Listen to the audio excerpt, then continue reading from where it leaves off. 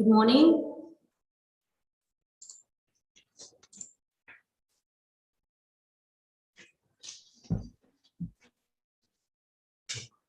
Вас не слышно.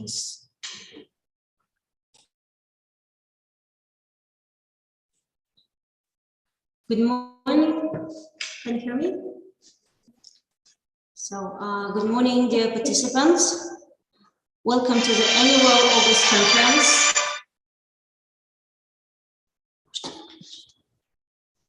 Good morning.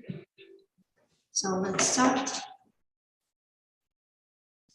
So good morning, dear participants. Welcome to the annual August conference. Dear colleagues, we declare the conference for the English language session on the topic communicative approach and methods in teaching a foreign language is open. In today's breakout sessions, the Capital's teachers take part remotely. The online broadcast is live on the YouTube channel of the Center for Modernization of Education. Speaking at the plenary session, Republican August Conference of Teachers on the topic Education, Educated Nation, Deep Knowledge, Diligence and Patriotic Qualities held last week, Minister of Education Ashat Kanatovich focused on changes in the educational process in the upcoming school year. He spoke about the gradual learning of languages from this year. First graders study their native languages, from the second grade, Russian language, from the third grade, English language. In addition, from the next school year, all schools except for 3-shift ones should switch to a 5-day work schedule.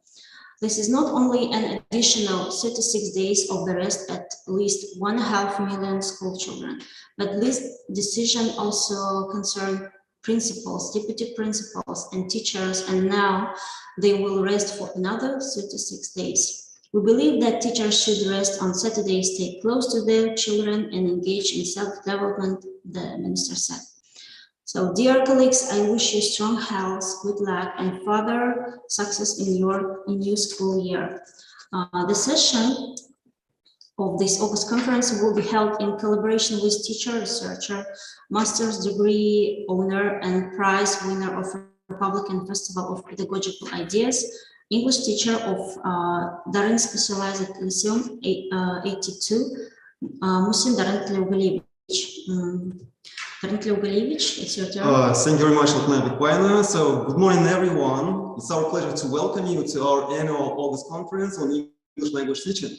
We hope that you will be enjoying it, and after this conference, when you go back to your schools, you'll be motivated with and armed with precious information that you can apply to your teaching process.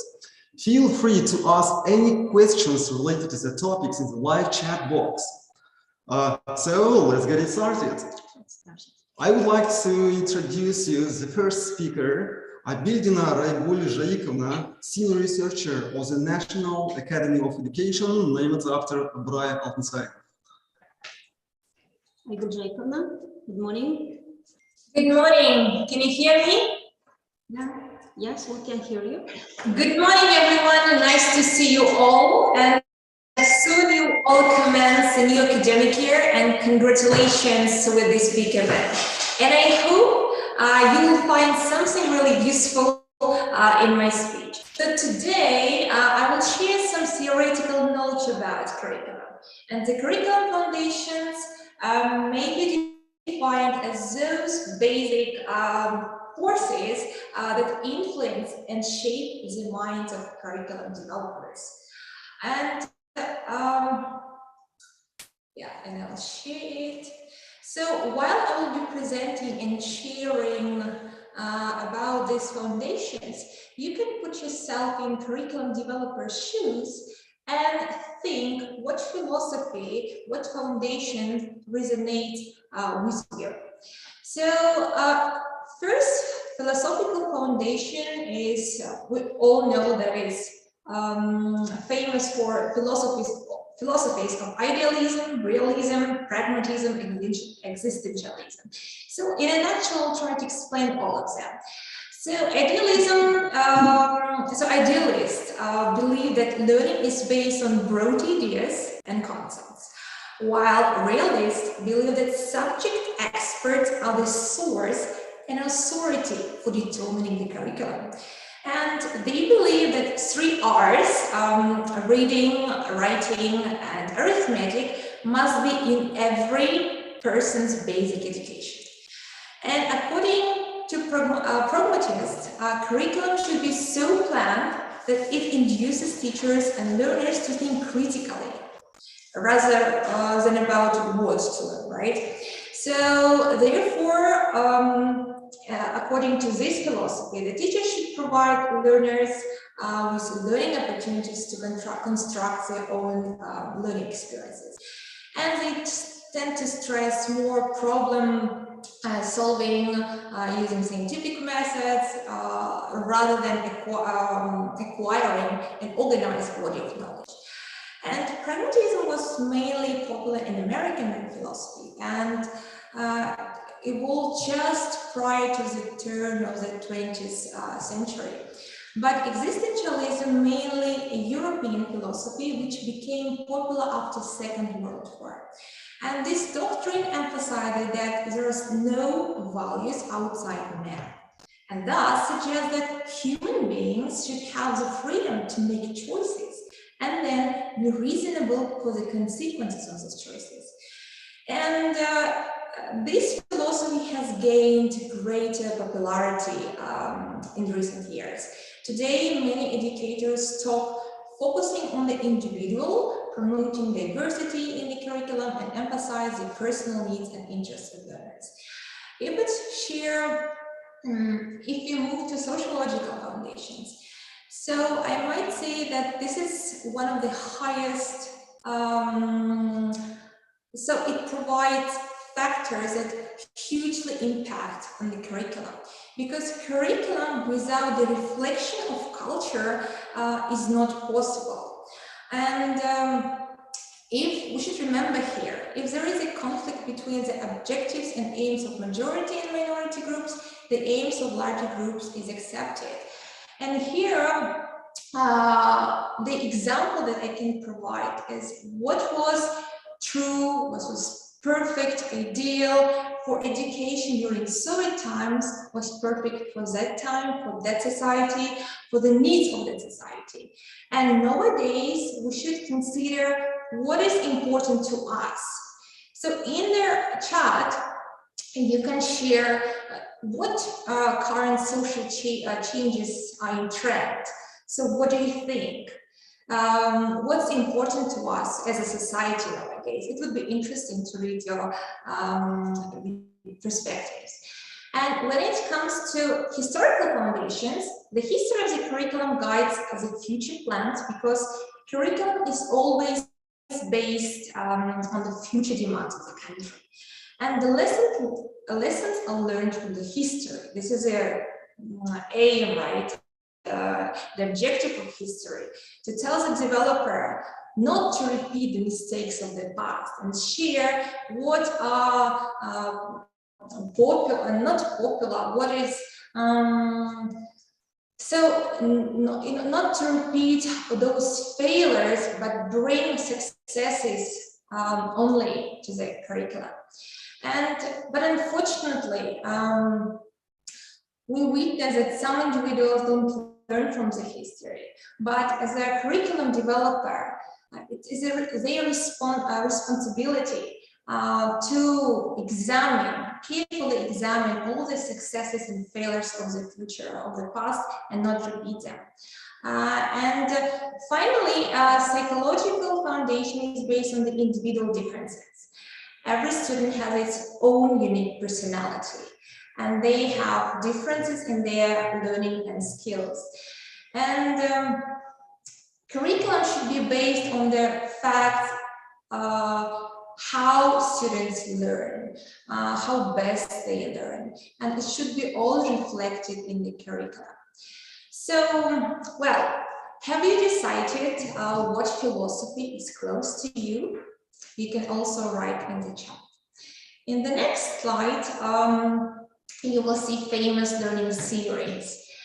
And the first theoretical school of learning is behaviorism. Behaviorism emerged as a theory of learning from the work of Thorndike, Pavlov and Skinner, and was dominant in 1960s and 1970s. And this is scientifically proved laws of stimulus response, where the learning process was explained through the use of rewards and sanctions or trial and error. And this was seen as biologically driven, a form of adaptation to the environment. And the learner is rewarded for small steps of learning and achievement with consistent positive reinforcement. And we must admit that behaviorism in some contexts can be cost efficient, time efficient, and require fewer resources, even less qualified teachers. However, it is just effective when the new knowledge or skill has only single answer or maybe accomplished in activities where thought and application variations are minimized. And there should be only one right answer, of course. However, critics of behaviorism argue that the knowledge is acquired on the surface nature level.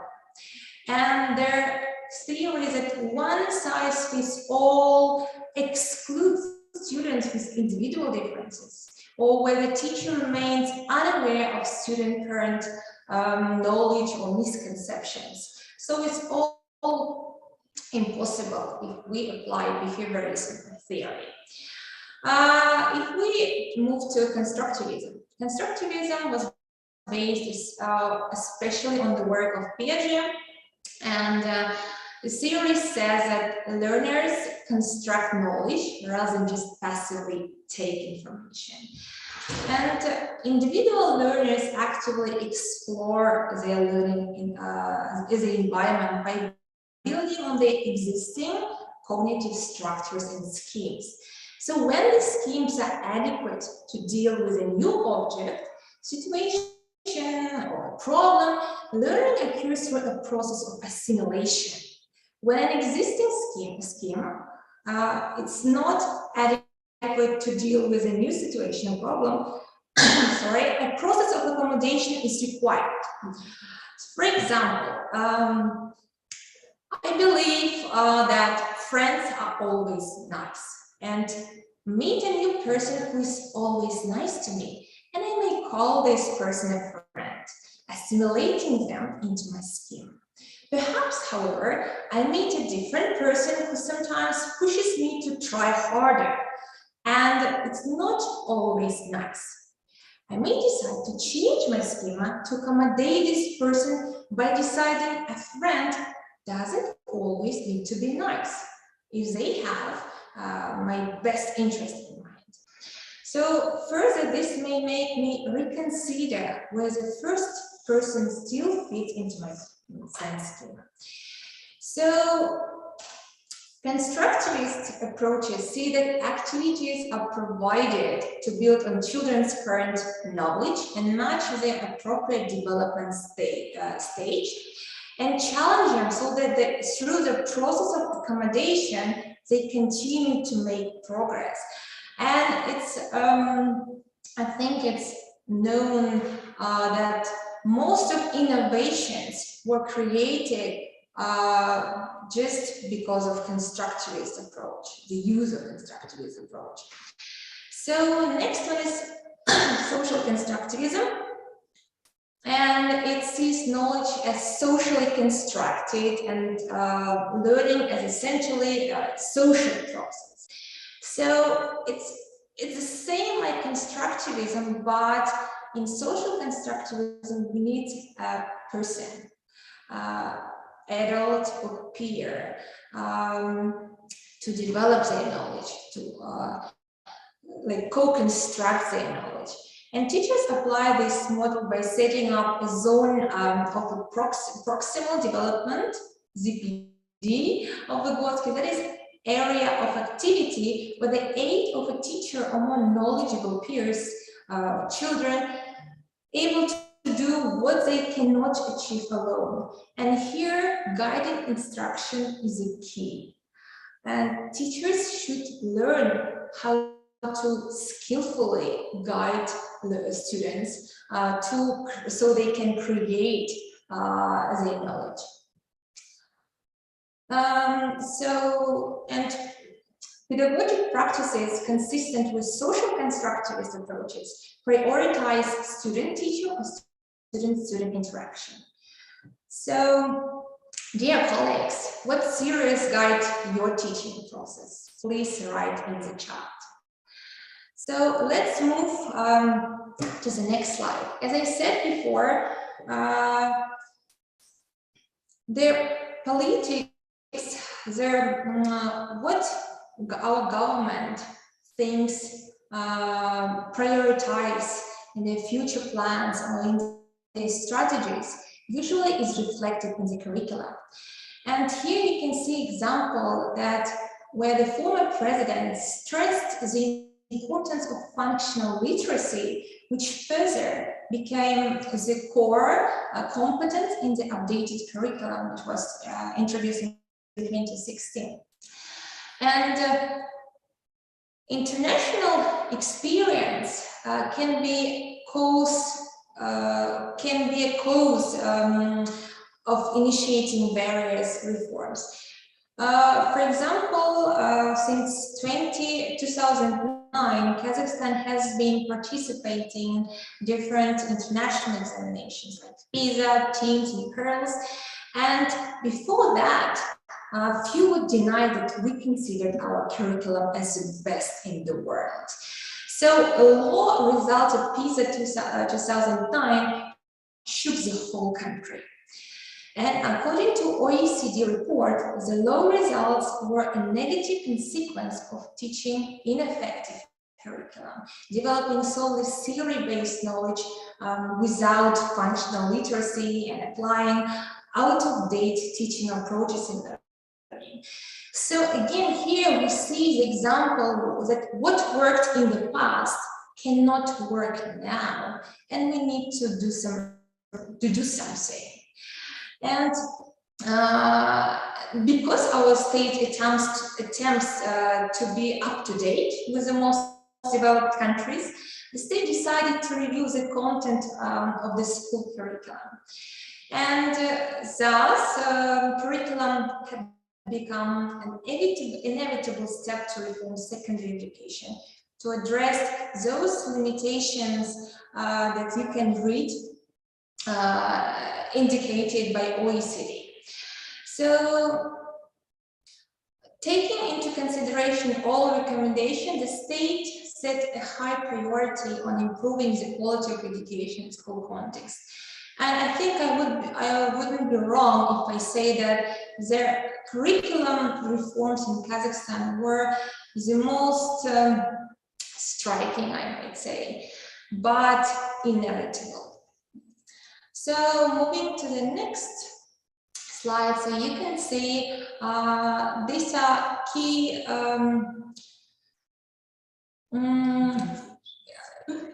so when the curriculum was developed, it wasn't something like just like a group of people gathered together and decided to do something. So it was a rigorous process of examining what is actual, what is significant nowadays, and adapted that to the local context.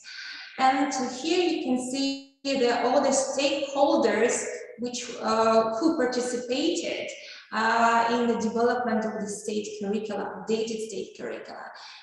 And in 2016, it was introduced, and you can see in the slide that more than 180 school teachers and scholars participated in this big event.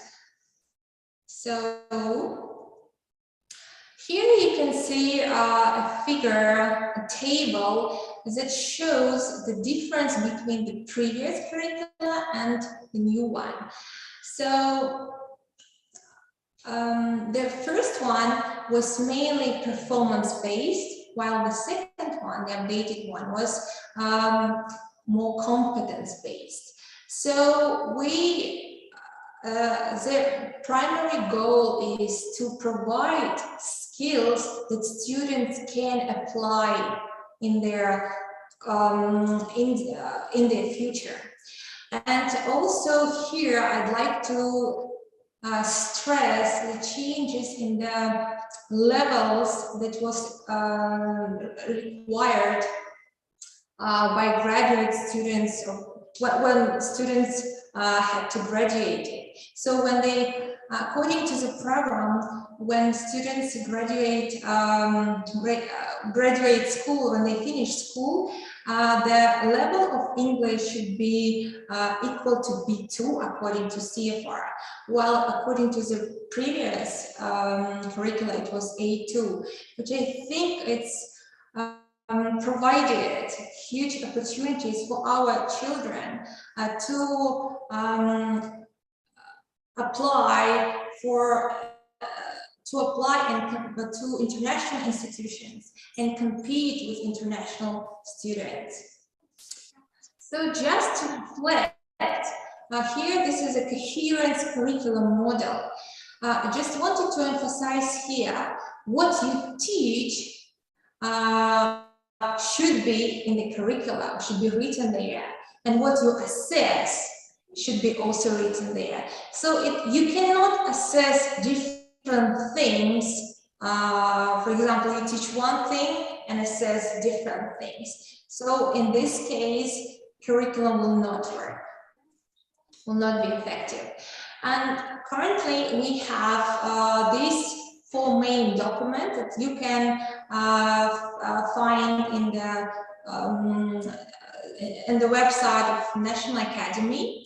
And there are 4 main documents, such as State Standard of Education, sample curricula, sample educational programs, and instructional methodical letters that are shared with school before every academic year. And what is new in this academic year? So first is that foreign languages will be taught from grade 2. And classes with or more 24 students are divided into groups. And from 2024, foreign languages will be taught from grade 3 hours per week. So if you have any questions, you can write in the chat. So finally, do I have time? Yeah. So finally, I would like to conclude with this figure, which shows that there are 2 curriculums in practice. The one is written that our NIS, National Academy of Education, developed an updated curricula as a written form, and there is an enacted form. And to see how this curricula is enacted, there are factors which influence on this efficiency. So it's teachers, assessment, and school factors like resources, class size. So we also, while implementing any curricula, we should consider all these factors, how they all work together. And the thing that is in this box called hidden curricula, I think is one that we sometimes not write anywhere, but it's so visible because it reflects the values of teachers, the relationship of teacher and students, and generally, I think teachers should be aware what hidden curriculum they teach. So that's it for today. Thank you for your attention. If you have any questions, please write in the chat. Thank you, Olga, for such meaningful presentation. I think all teachers of our Republic wanted to know about some changes in our curriculum. So if we haven't got any questions, feel free to ask any questions in our YouTube chat. We have to continue. So our next speaker is Abdurrahmana Kajibek-Sattabaldina, Senior Manager of the Methodological Work Department of the Center for Pedagogical Excellence. Good morning, Kajibek-Sattabaldina. Hello, do you hear me? Yeah, we can hear you. Hello, everyone. On the behalf of the Center of Excellence, let me congratulate you with the beginning of new school year.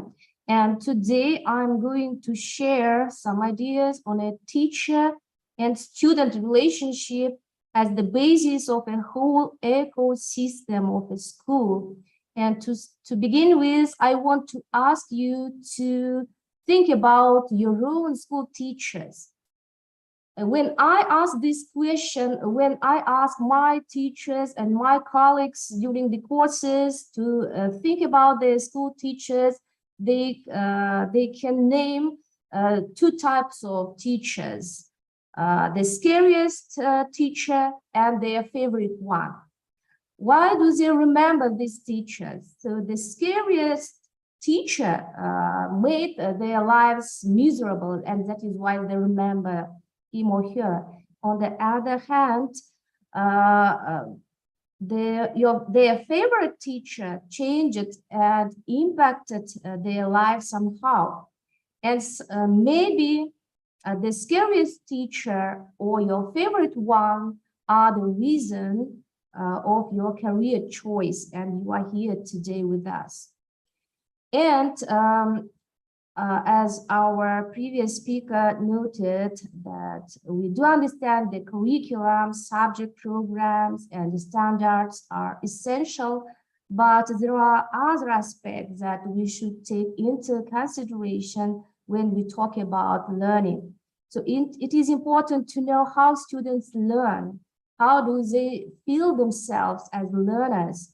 Their self-esteem, their weaknesses and strengths, and at least we should know if they are happy at school. And as the previous speaker said, that learning is a social process, and another essential factor is how students interact with others. How do they collaborate with peers and with teachers? Student learning and development depend on relationships operating within positive school climate. It describes how such environment can provide all children with the sense of safety and belonging by creating safe and culturally responsive classroom atmosphere. So, and we do understand that optimal brain development is shaped by warm, consistent relationships, empathetic communications, and modeling a productive behavior. The brain's capacity develops most fully when children and our students feel emotionally and physically safe, when they feel connected, supported, engaged, and challenged. And I was inspired by education researcher John Hattie, who proposed the concept of visible learning, in which he ranked 138 factors that are related to learning outcomes, from very positive effects to very negative effects. And John Hattie used the metaphor barometer of influence to visualize the effect size of an influence on students' achievement. And here you can see 10 selected effect sizes, and I want to state that student-teacher relationship ranks higher in this barometer of influence. And when we talk about student-teacher relationship, I want to draw your attention to three things. So the first one is attachment theory. So if students feel love and respect from teachers, they start working hard just not to lose this connection with their teachers. Secondly, teachers must believe that they are the most important person in students' lives in terms of education. So teachers can positively impact students' academic outcomes. And thirdly, we should understand that if we want to influence our students' minds, first we should touch their hearts. If we fail this connection, we don't reach our learning goals. It is very important. And a sizable foreign literature and other scholar articles suggest if teachers take the time to build relationships, they can motivate their students to learn, creating classroom environments that promotes positive cultures and healthy interactions. And in this slide, you can see the photo of Toefl, a researcher from Utrecht University who has been studying the school culture, student-teacher relationship for 30 years. And with my colleagues, we had a good opportunity to share ideas on this field. And jointly with Toefl, we have developed criteria of effective student-teacher relationship, and we thought how to measure school climate, the school environment, and we have developed observation sheets, surveys, and conducted a research with 4 schools. So 2 city schools and 2 rural schools took part in our research. And I want to draw your attention to these numbers taken from my research, survey results of certain students of a certain teacher. So overall, the results are not bad. Teacher could create a positive atmosphere in the classroom, good relationship with students, but I want to draw your attention. We need to think about those students who think that their teacher doesn't care for their feelings and emotions, and those students who are not happy to have this teacher again next year. This is the most important part of teaching and learning when we talk about inclusive learning, yeah, how to engage all learners into the learning process, addressing their special educational needs. But we should pay attention to those who are not engaged at all into the learning process. And while we think about our lesson plans and reflect on which type of tasks to take for formative or summative assessment, sometimes we forget about our students. We are mostly engaged in a procedure, not in a process of teaching. So as teachers, we can talk about our own expectations from our students, but have we ever asked our students what are their expectations from teachers? And I asked this question to students, and let me read some answers from students. Yeah, I want my teachers to communicate with students. I would like some teachers to overcome their emotions because sometimes they became angry and rude, and I don't like it when they shout. The answers of our students demonstrate that we should reflect about our own attitude towards our teachers. And today I want to present to you some findings of my research, and I want to recommend you to have Mark Snyder's self-monitoring test and the supervised empathy test, just to check your level of empathy towards your students. And I want to present the idea of positive teacher-student relationship versus productive teacher-student relationship. And here you can see the let me start with essential elements of high performance student-teacher relationship. They are care and expectations. So let's start. You can see here 4 different relationship styles. Let's start with authoritarian style. So authoritarian teachers show high amount of press. Here, when I say press, I mean high demands. They make students work hard, and underachieving students are repeatedly forced to redo poorly performant tasks. And this approach, this style disciplines the students, develop attentiveness, concentration, and desire to achieve goals. But for students, it is emotionally tough. So by the end, we can have high results with authoritarian style, but students, depressed and stressed students.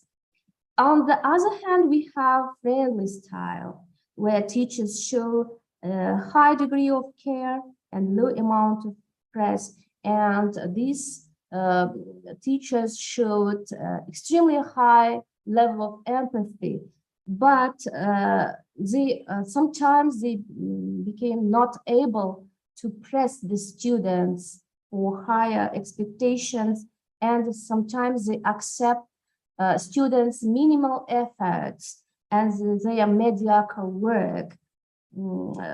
And this type of interaction attitudes sometimes doesn't guarantee us higher academic achievements. The next style is aloof style. Aloof teachers show a low amount of press and low amount of care. So we can state that they are not interested in students' achievements, and also they are not interested in students' life. And here you can see that we notice that in such type of relationship, so the chaotic atmosphere lives in the classroom, and this type of atmosphere sometimes irritates students and develop their aggressive student behavior. And I suggest you to think about high performance relationships where teachers have a passionate desire to help students, they care students, they support students to learn and improve, which leads them to demand high standards of behavior and effort. Also, this type of relationship values students as people and take in an interest in their lives.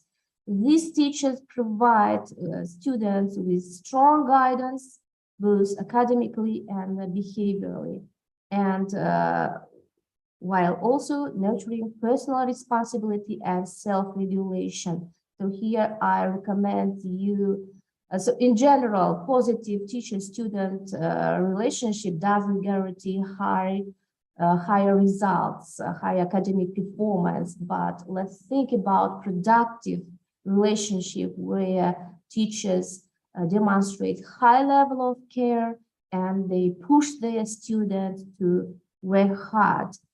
And I want to say that teachers' negative attitude forms negativism on the part of the students, thereby creating an unfavorable environment for learning. And teachers' positive attitude causes a mutual positive attitude from students. And in this way, they create positive conditions for learning. And to sum up, I want to say that with high level of empathy and high level of pedagogical orientation and with the high performance style of communication, teachers can form students' intrinsic motivation, educational motivation. And I want to wish you good luck. Thank you for listening to me. And if you have questions, You may ask, please.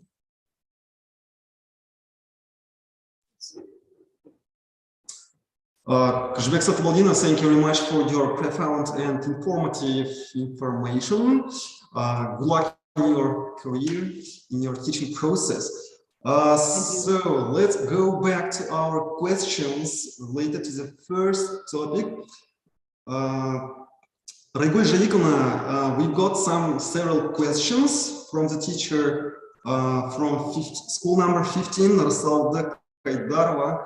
She asks such questions like, can we have this paper? I guess she asks about your curriculum, yeah? About presentation. Can you repeat your question, please? Is it about hidden curriculum? Yeah, she asks, can we have this paper? You mean, so hidden curriculum, it's not something that is written. Usually we consider under it lessons that are unintentionally taught. So, for example, you teach students, you have to respect each other. You should respect each other's opinions. But at the same time, you don't respect them. You don't listen to them. So, for example, also relationship between the teachers and students. Are you stereotypically consider that, okay, if he wears good clothes, that I don't know, she must study really well, for example. There are unfortunately such views, for example. And it's also hidden curriculum. So how you treat your students, how you show values. For example, we say nowadays we have to be patriots. But saying just something is not sufficient for children. They should see. So unintentionally, they see and model. What do you mean by being patriot, for example?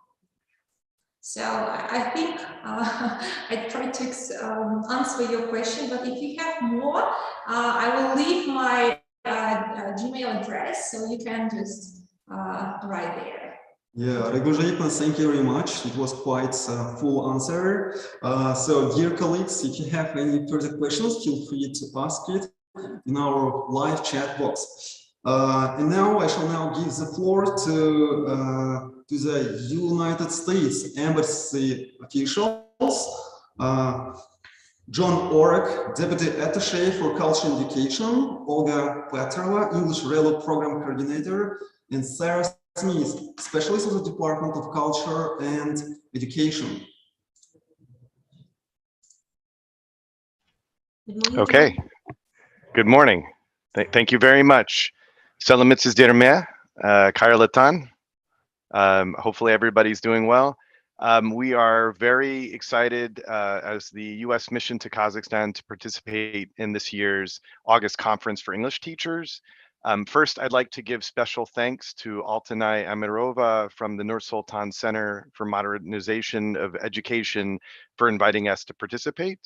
As mentioned, my name is John Orak, and I'm the Assistant Cultural Affairs Officer here at the Embassy in Nur Sultan, and I'm responsible for English language, academic exchange, and cultural programming.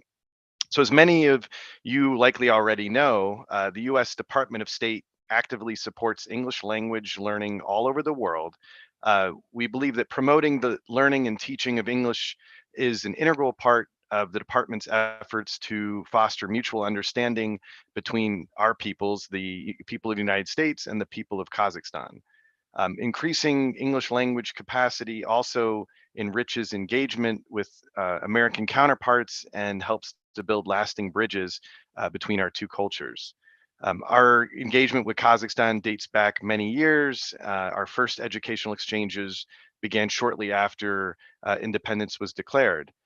So as many of you may know, the U.S. mission in Kazakhstan currently offers many opportunities and resources for educators and specifically English language teachers One good example that I'll share is our returning English language fellow, or as we commonly refer to them as ELVs, August Garnsey will be in Nur Sultan once again this academic year, and will be offering training opportunities for secondary school English teachers.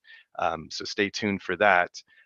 We also have opportunities available for students as well, such as the Flex program, which many of you may have already heard about. So we look to you to help us share these opportunities as well. My colleagues, Olga Pacharova and Sarah Smith, will share more details on some of these specific programs and opportunities shortly. I would recommend to stay up to date on lots of our programs and opportunities, to follow us on social media. You can find us on Instagram at USNKZ. We're on Facebook and Twitter as well. So before I turn the floor over to Olga and Sarah, I would like to extend our wishes to all of you, and of course your students, for the best of luck with the academic year, the upcoming academic school year.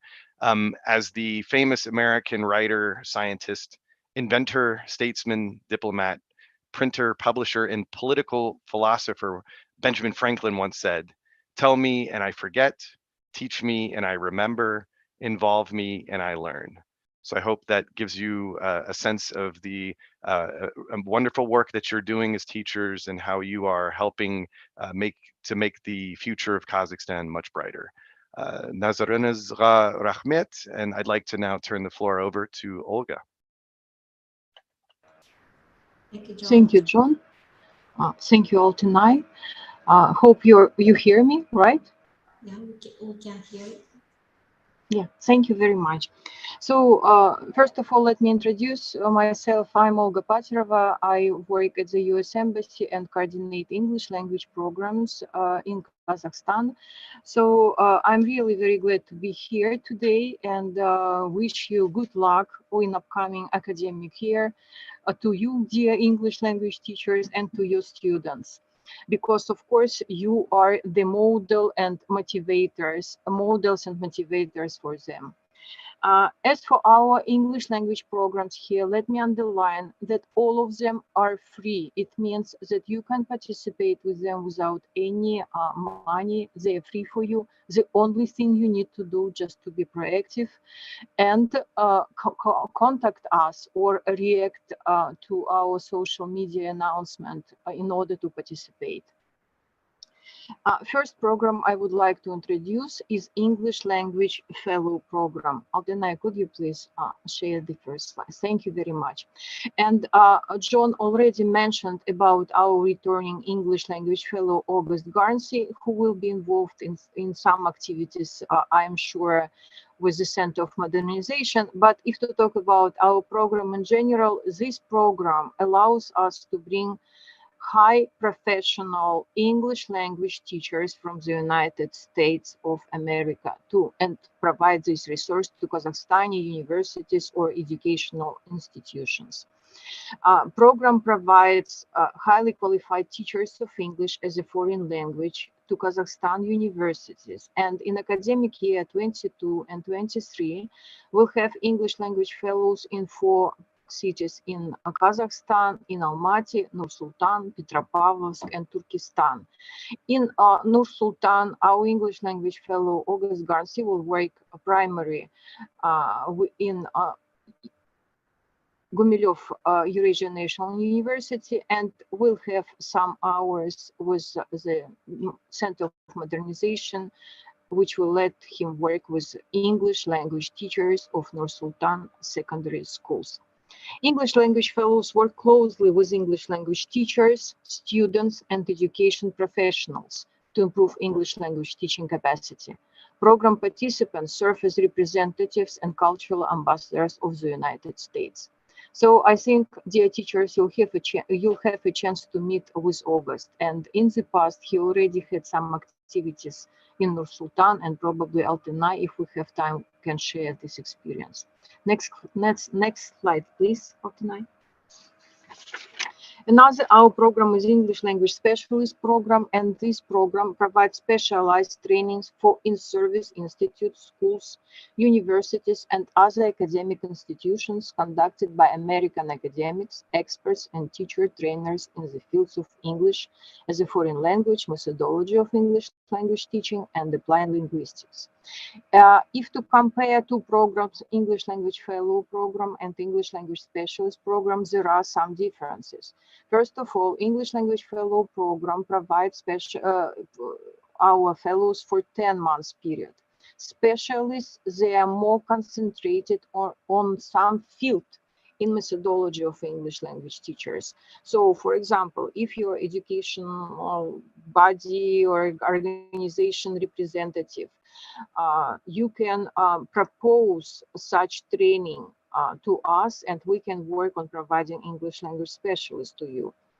So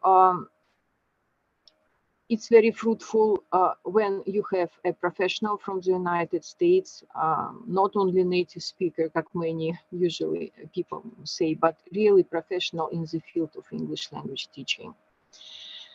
Our specialists facilitate workshops, seminars, and can be invited as a conference keynote speakers. And they really work in the field of English language methodology. So if you're, for example, interested in teaching English to young learners, and you're looking for a specialist who can provide information on this, newest methods, online tools, how to teach young learners. I give you this topic as an example, of course, as an example of the topic within the field of English language teaching. So let us know, and we can work jointly on such proposal and request English language specialist for you. Next slide, please. Another program, let me introduce it shortly. It's English Access Micro Scholarship Program. This program provides a foundation of English language skills, leadership training, and knowledge of the US culture to talented 13-20 years old teenagers and students from economically disadvantaged sectors through after-school classes and intensive sessions, which usually take place during summertime. I will not provide a lot of details on this program because announcing these programs, we usually work with the providers, organizations, not individual teachers or students. So if you are interested in running such program, please contact us. There is actually a great opportunity for such children to develop their English language skills as well as leadership skills, team building skills, and find out more about American culture and values. Next slide, please, Altinai. Let me now introduce some programs which are totally 100% virtual online programs. One of them is massive open online courses. They are for English language teachers. Some of them are only for English language teachers to develop their professional skills. Some are for students and other professionals. Some can be used to learn English. So you need to find information using the link below on the slide, and this presentation, I believe, will be provided to everybody. And just choose the one which is really for you. Let me give you some examples. For example, English for media literacy. This one is really very popular nowadays. Then English for journalism. English for media literacy for educators. So you as teachers can participate in this course. Assessment of English language learners. Assessment is really very actual and hot topic because a lot of teachers and professionals have questions about assessment. Establishing academic writing centers at international higher education institutions. Using educational technology in the English language classroom. This one became very popular recently during pandemic because you know that a lot of classes if not all classes were online, and of course, teachers required additional resources and help.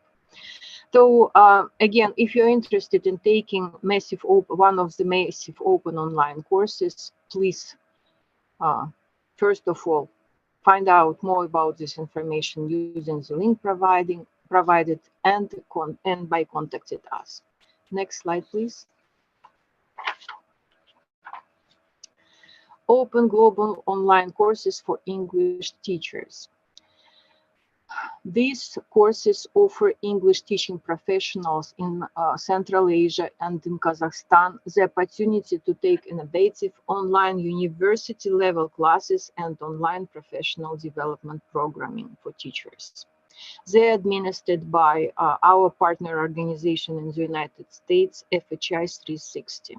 Let me give you just really brief also introduction or background of these courses.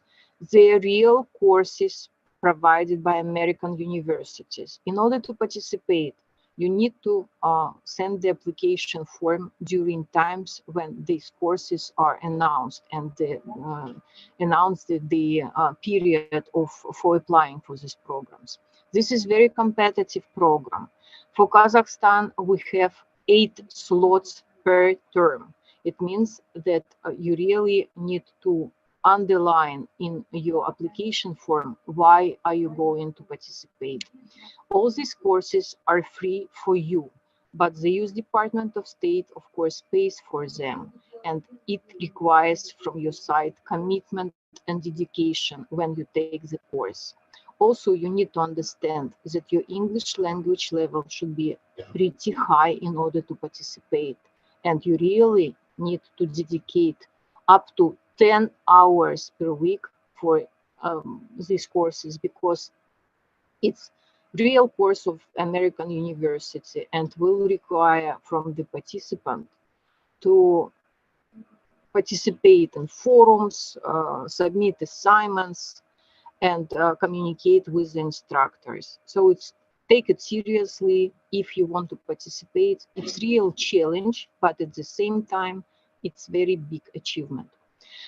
The length of the course is 8 weeks, and courses offered are content-based instruction, English as a medium of instruction, integrating critical thinking skills in an EFL setting, professional development for teacher trainers, which also can be very interesting for teachers who want to share their experience with other young teachers, young professionals, teaching English to young learners, teaching grammar communicatively, TESOL methodology, using educational technology. As you can see, all these topics are really very interesting for English language teachers. Next slide, please.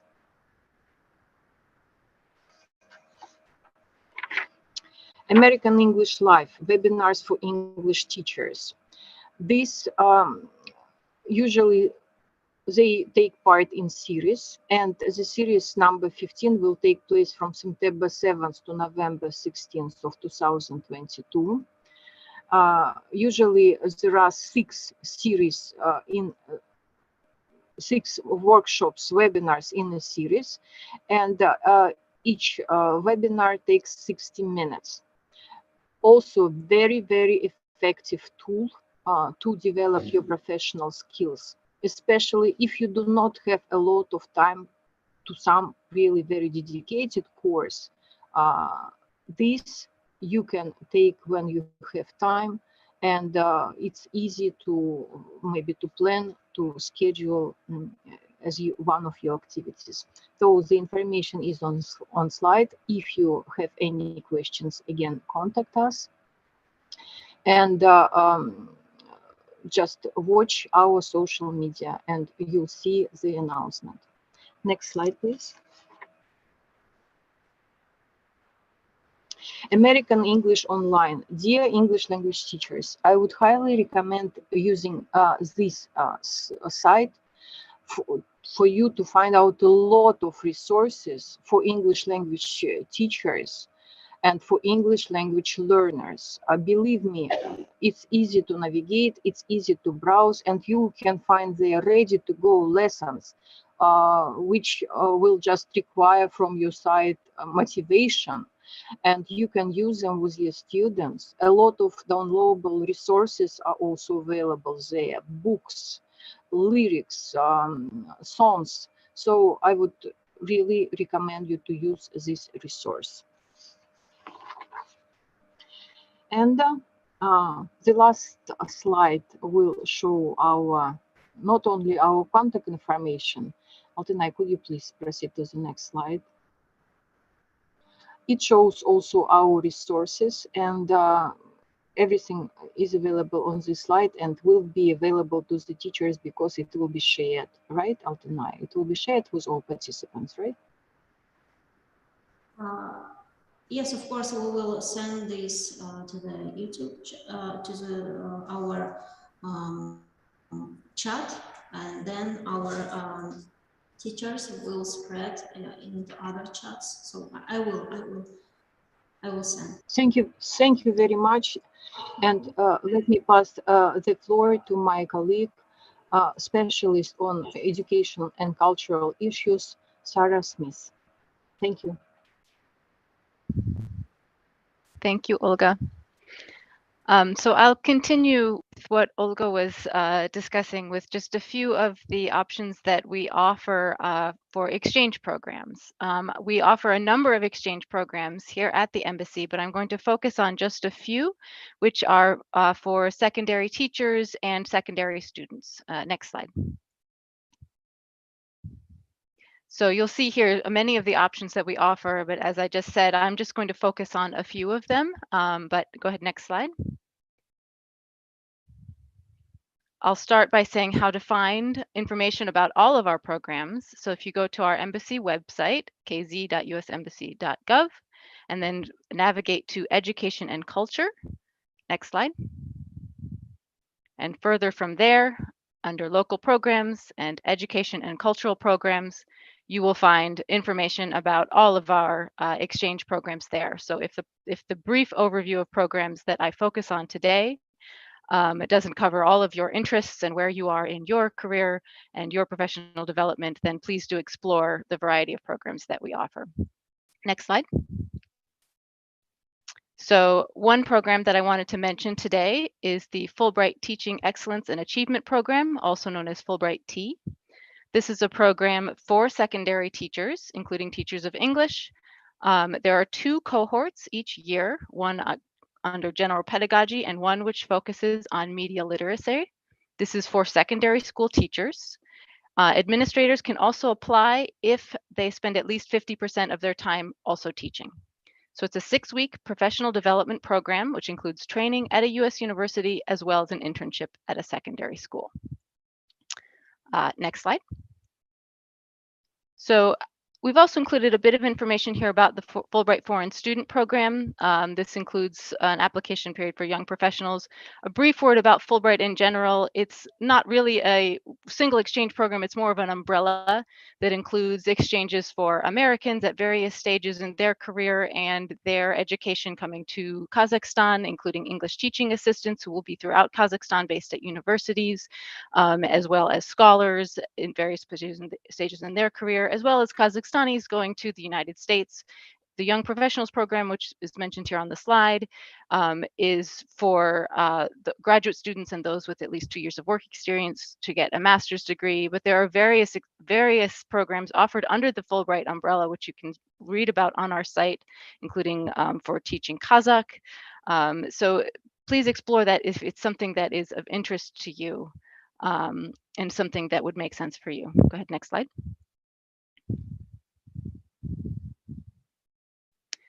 So moving on to programs for students, which might be interesting for the students that you teach. The FLEX program, which Olga mentioned briefly before, is for high school students. It's a 1-year or 1 academic year program for Kazakhstani students in 8th, 9th, and 10th grade.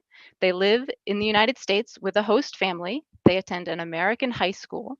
It's administered by our partner American Councils, and applications start in the fall. It's a very popular program, so please encourage your students to apply. Go ahead, next slide. Tech Girls. This is an intensive short-term program. It's 4 weeks long, and it is for young women ages 15 to 17. They go into the United States. For a short-term program, they're together with students from other regions as well, and they focus on STEM careers. They do hands-on skill development. They develop projects. We have a group that just returned, and they came back very excited to develop their programs. It's a very cool program. So if you have young women in your classes who are interested in STEM subjects, in robotics, for example, things like that, definitely encourage them to apply as well. Next slide, sorry. Education USA. So this is not an exchange program. This is a resource that I would really encourage your students to check out.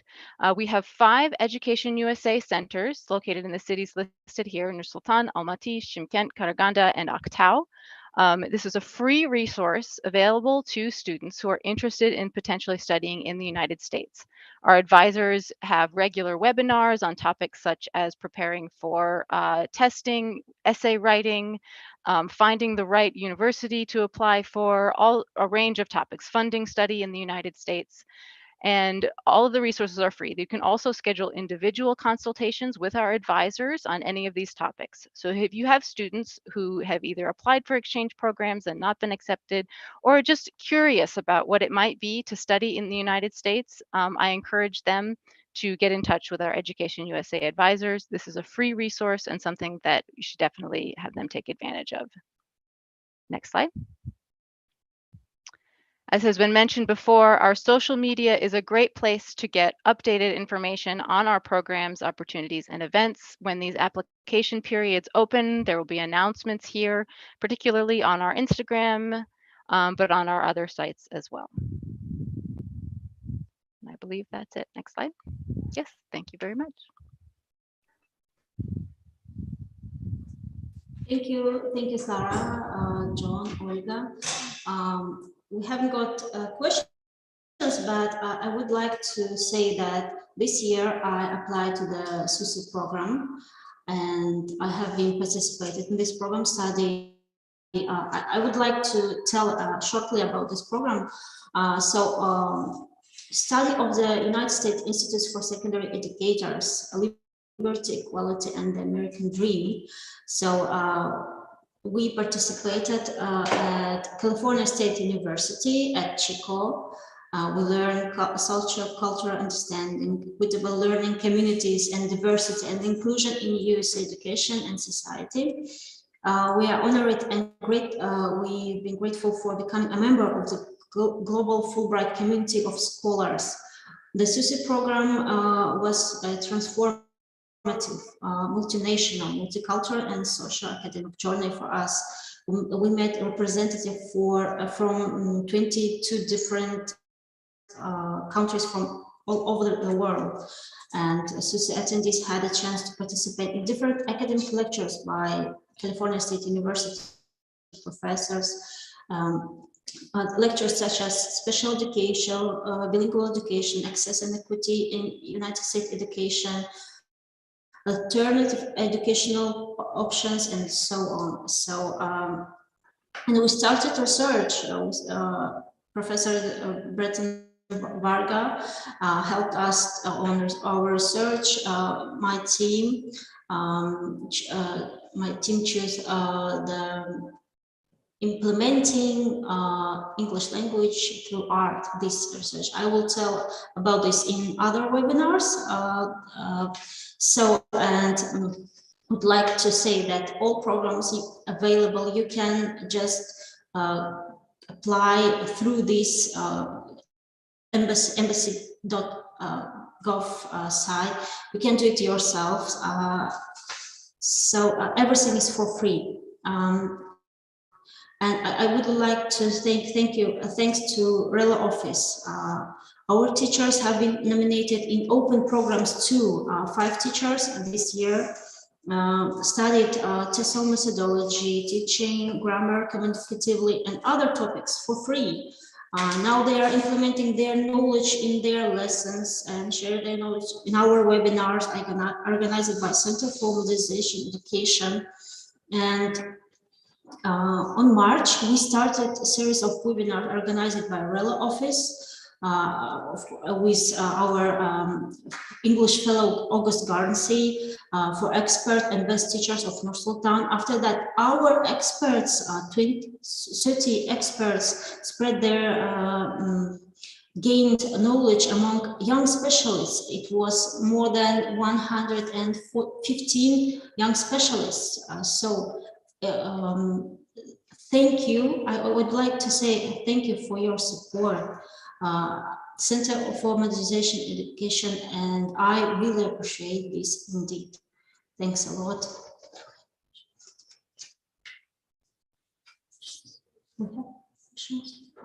No?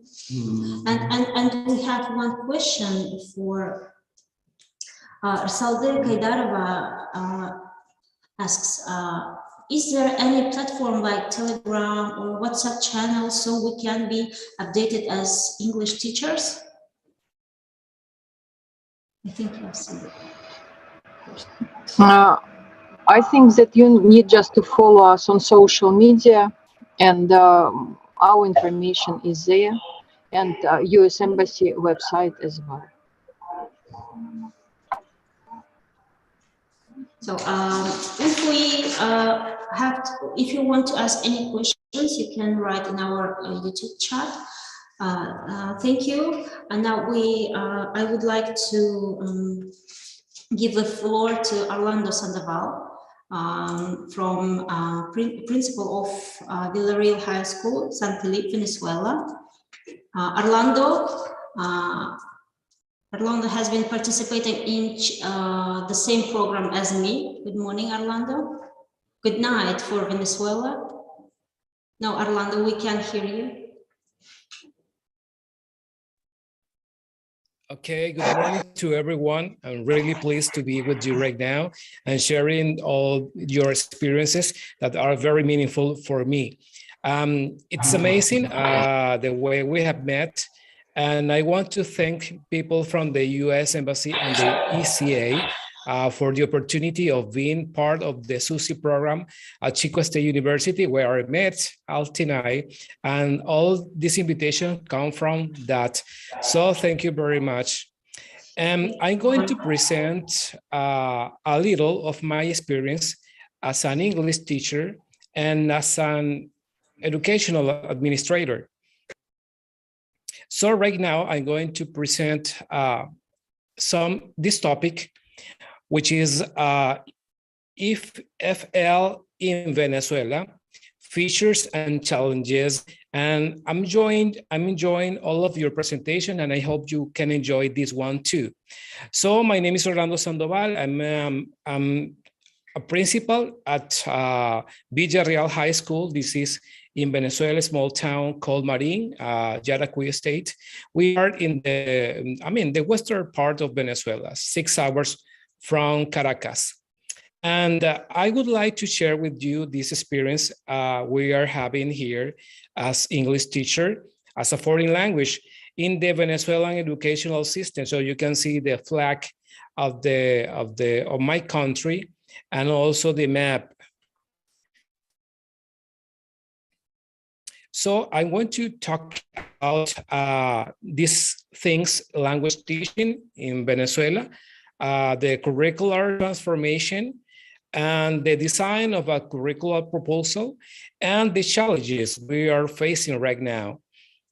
So let's start by talking about language teaching in the context of the Venezuelan educational system. So where is Venezuela? Venezuela is in the northern part of South America. We have borders with the Caribbean Sea, with Brazil and Colombia. And our population is about 1 million people. The school population is 6.5 million. We have more than 500,000 teachers in Venezuela, and the literacy rate is about 97%. We are known in the world because we have the largest oil reserve of the entire world. And Venezuela has traditionally been a country that has welcomed migrants from all over the world. So which are the languages that are taught in Venezuela? Well, this is a tropical country, and so we speak Spanish as our native language. We don't have official bilingual programs, only in those small areas with people from different tribes. And we have the influence of European, Arabic, and Asian migration. And we have small communities of speakers of other languages, just like Italian, German, Chinese, Portuguese. This is important to be said. After World War II, we've received a lot of people coming from different places, especially those places that were at war. And it means that we have colonies of people from Italy, from Germany, and from China, and Portugal, and they are very popular here. So the most important influence we have so far is USA, because we are closer to the USA, and we use technology and science from there. So English is the most important foreign language taught in Venezuela. And I'm going to talk about the curricular transformation, and it was from 2014. So the curricular transformation was set to take into account those areas in which our educational system was not working. So there were at least 10 flags that came from that consultation. It was made all over the country. And one of the flags I'm going to mention, the quality of education based on a pedagogy of love, example, and curiosity, and to develop an integrated and updated national curriculum, strengthen the role of male and female teachers, a fundamental actor of educational quality, to guarantee simple, friendly, safe educational buildings, and achieve a close relationship between families, schools, and community. So in Venezuela, you can see that we have a close relationship with all actors of the educational system. So that's why families are important, parents are important. Parents are always invited to participate in the school environment. And of course, teachers go to the students' houses just to know about them, just to relate with them. So this is very good because we have a close relationship with our students. And it's important because we developed some kind of emotional relationship with the students, which is important to achieve success. So it was important that we have this curriculum transformation, because this is the key for the quality of education as we can define it in Venezuela. So after the transformation, we need to design a curricular proposal for the subject area, English and other foreign languages. So you need to know that we teach more than English here in Venezuela. We have Portuguese, we have Chinese, we have German, we have Italian, but these are for small communities with these languages. For example, we have a place called the Colonia Tobar, which is a place with German immigrants. So we teach German there. So we have Spanish as our official language, but we also teach in high school German for them to keep their traditions and culture. So there are three main steps in the design of the curricular proposal for this subject area. Those are objectives, contents, and methodology. So the main objective of the curricular proposal is to develop the linguistic skill of students in a foreign language within the framework of the Bolivarian educational system. So they are able to communicate effectively in the target language. So our school system, our educational system is named Bolivarian after Simon Bolivar, which is supposed to be the father of the land of our country. So also this design implies contents, and the contents are developed in a transversally way to relate with the other subject of the curriculum, incorporating regional elements for contextualized learning.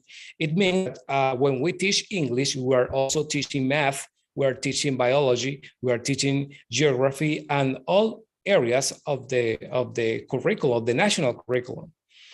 And the methodology, we take different approaches, but most of them are related with learning by doing, the interaction, the primacy of the spoken form of the language, PPP, which is presentation, practice, and production. Lessons are student-centered, and we try to use the natural approach, which is listening, speaking, reading, and writing.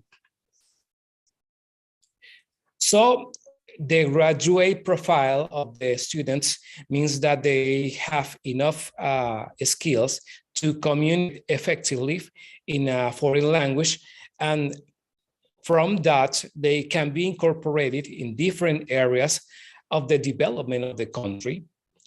And also our students have a contribution to the training process of other students. So our advanced students are incorporated as facilitators to help other students in the development of their skills. So as a conclusion, we can say that the curriculum design must be contextualized to the student's reality. This is important because this is the most important problem we're facing every day in the school. How to make meaningful the contents to the students' life so they can learn in a better way, so they can use the knowledge for their lives and to improve their lives. So I need to talk about these challenges, the challenges we're facing as a system, and also the challenges as teachers face in their classroom. So you know that Venezuela is been through a very hard economical, political, and social crisis that it has an effect in the quality of education. So, but we are making some kind of efforts just to make it work, to make the system work, to keep the system working. So the first thing is that we are trying to incorporate EFL in primary school. So we are having a program right now with partnership with the British Council to train primary school teachers as facilitators from English language from grade 4. So you know that our school system is divided in 4 parts, first, second, and third step of basic school, of basic education, and we have professional high school. So we are incorporating right now EFL in primary school for the students to be prepared when they reach high school level. So we also have partnership with different cooperation agreement with organizations such as British Council and others to help training teachers. And of course, we have made important proposals to the Ministry of the Popular Power for Education for a specific investment in the area of language teaching. And it is important to say that in the classroom, we are facing problems too. Teachers face a lot of issues. And the first that we have as the school administrations is that there are few professionals in the area of EFL. So this is due to this process of migration of human capital in various areas. So I can tell, for example, that in my high school, we need at least 3 English teachers, and now we have 2. So I need 1 more teacher. It's not only in my high school. I mean, the rest of the high schools in the entire system are having these kind of problems. So we can say that education is in crisis due to the economic situation.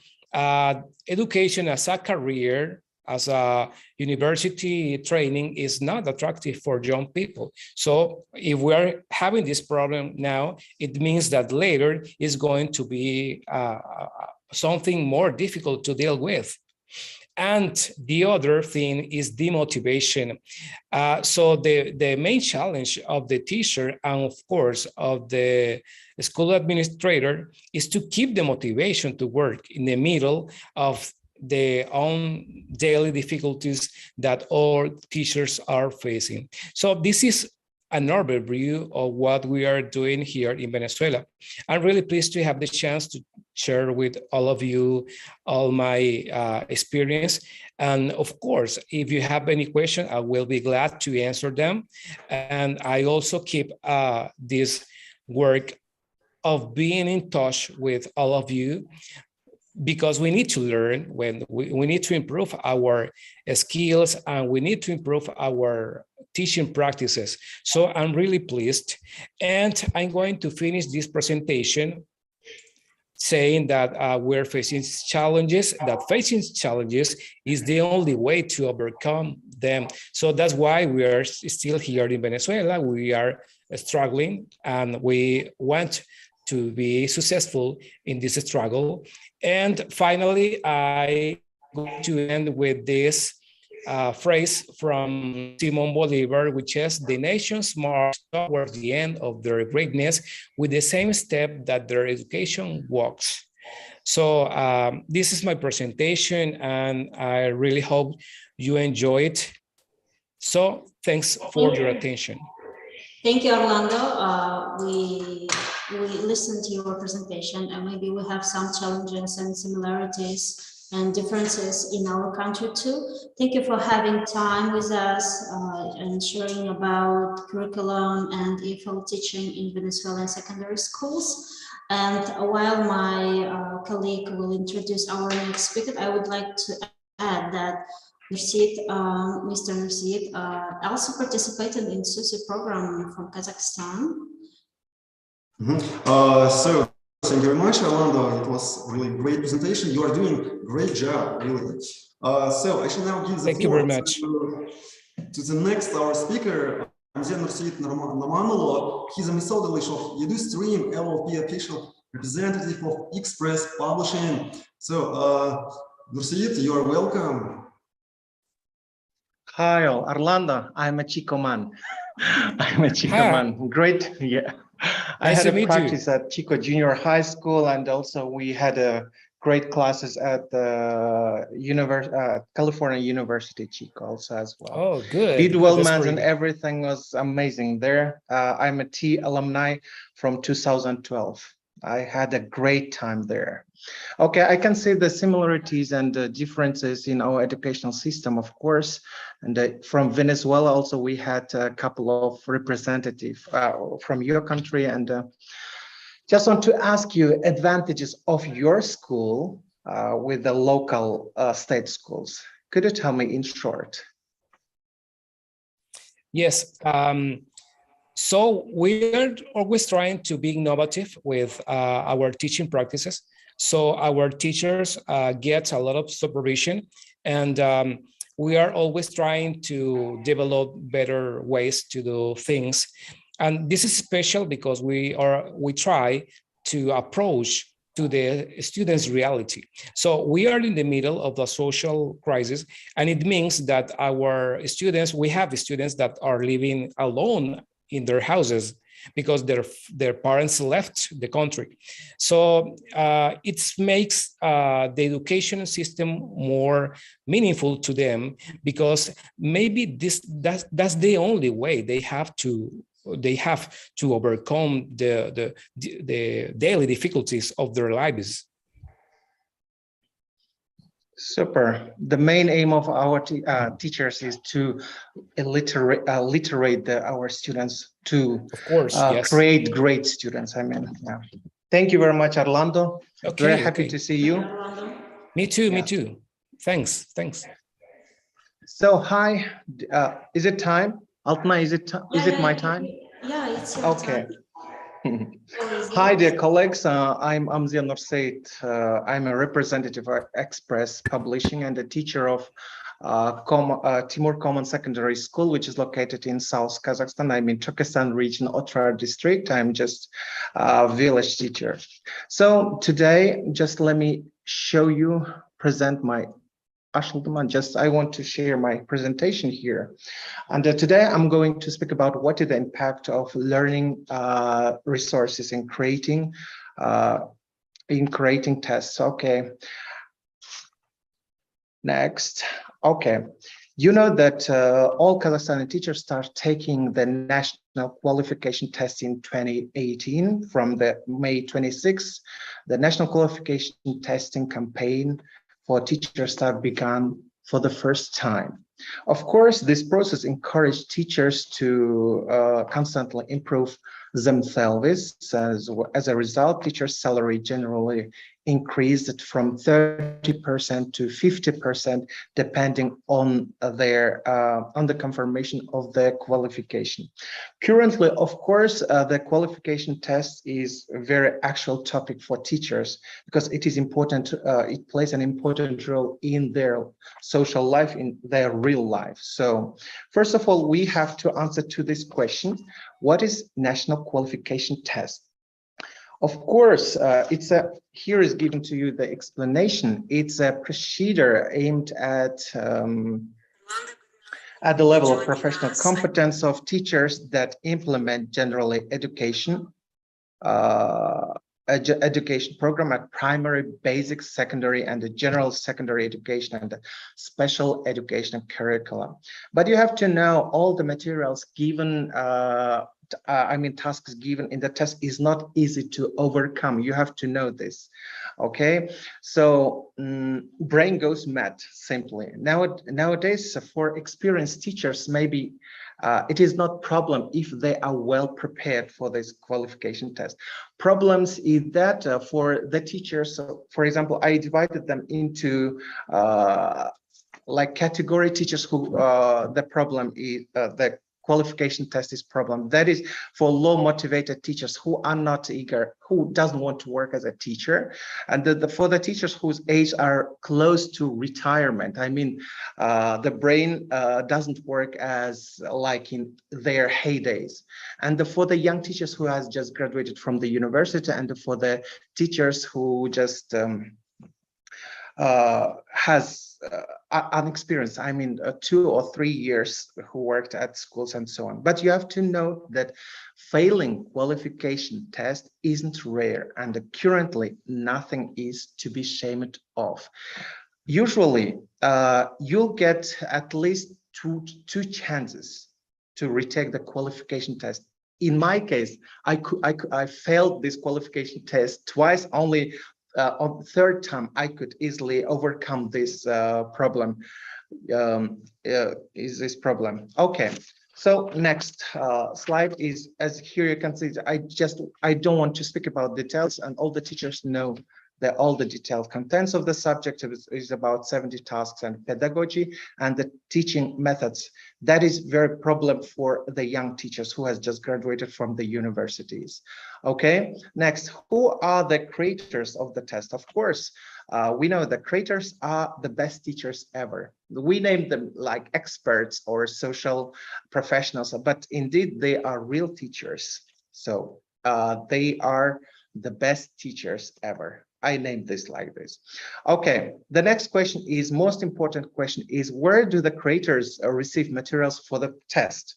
Okay, it is very important part of my report. This previous years, the experts tried to get the material from different parts of the world, from the publication from the Great Britain, from the USA, from Australia, and the other publication, and from different books published in different countries like USA, UK, Russia, and Kazakhstan, and the Ayatva, and so on. But first of all, just look at the following verse. The last year's production is like Pacharova is my best book for where is written grammar clearly and so on. Bonk, and also they get the materials. Okay, I named this like Google Apshe, where you can get a lot of materials, and all the details can be found in this Google. And the next is like the different sources like production of Express Publishing, Exile, and the most important book is Action and Aspect. They are just played an important role in creating the qualification test. Okay, let's stop at each of them. Okay, just look at the, but before systematically preparing yourself, you have to look at the following topics. Here you can see the tests tasks for the qualification test covers the following topics. Here you can see above 20 topics here, but you have to know that annually we have the replacement of the topics. Here, for example, monophthong, diphthong, triphthongs appeared. The tasks from this topic is appeared only this year. Syllable 2 years ago appeared. This syllable you have to identify which syllable is the certain test and so on. Articles, but previously we had very difficult topics like reported speech, conditional sentences, complex object, complex subject, and infinitive gerund and their functions, and the sequence of tense, and very important topic for the teachers. And you have to know that previous years we have a lot of various type of the tasks related to numerals, but this year we didn't have any material related to numerals, of course. But previously, for the weakest side of the teachers is complex object and complex subject. Okay, let's stop at each of them. So first, look at this book from the 314 from Pacharova book starts the theme preposition. And here I just noted this certain verbs with preposition. It is a real, we can meet like this, you can check like this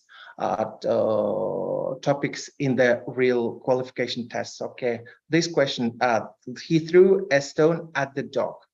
To be surprised at, and also all of them are included in the qualification test. And you have to be, for example, to be engaged in was in this year's qualification test, and it is important. Also, we had appeal issues related to like these words. I prefer water instead of juice. There was instead of, but there was a lot of variants, but the answer was I prefer water to juice. You mean instead of for, we can use juice. Okay, just want to stop at one of the most important topics in the qualification test.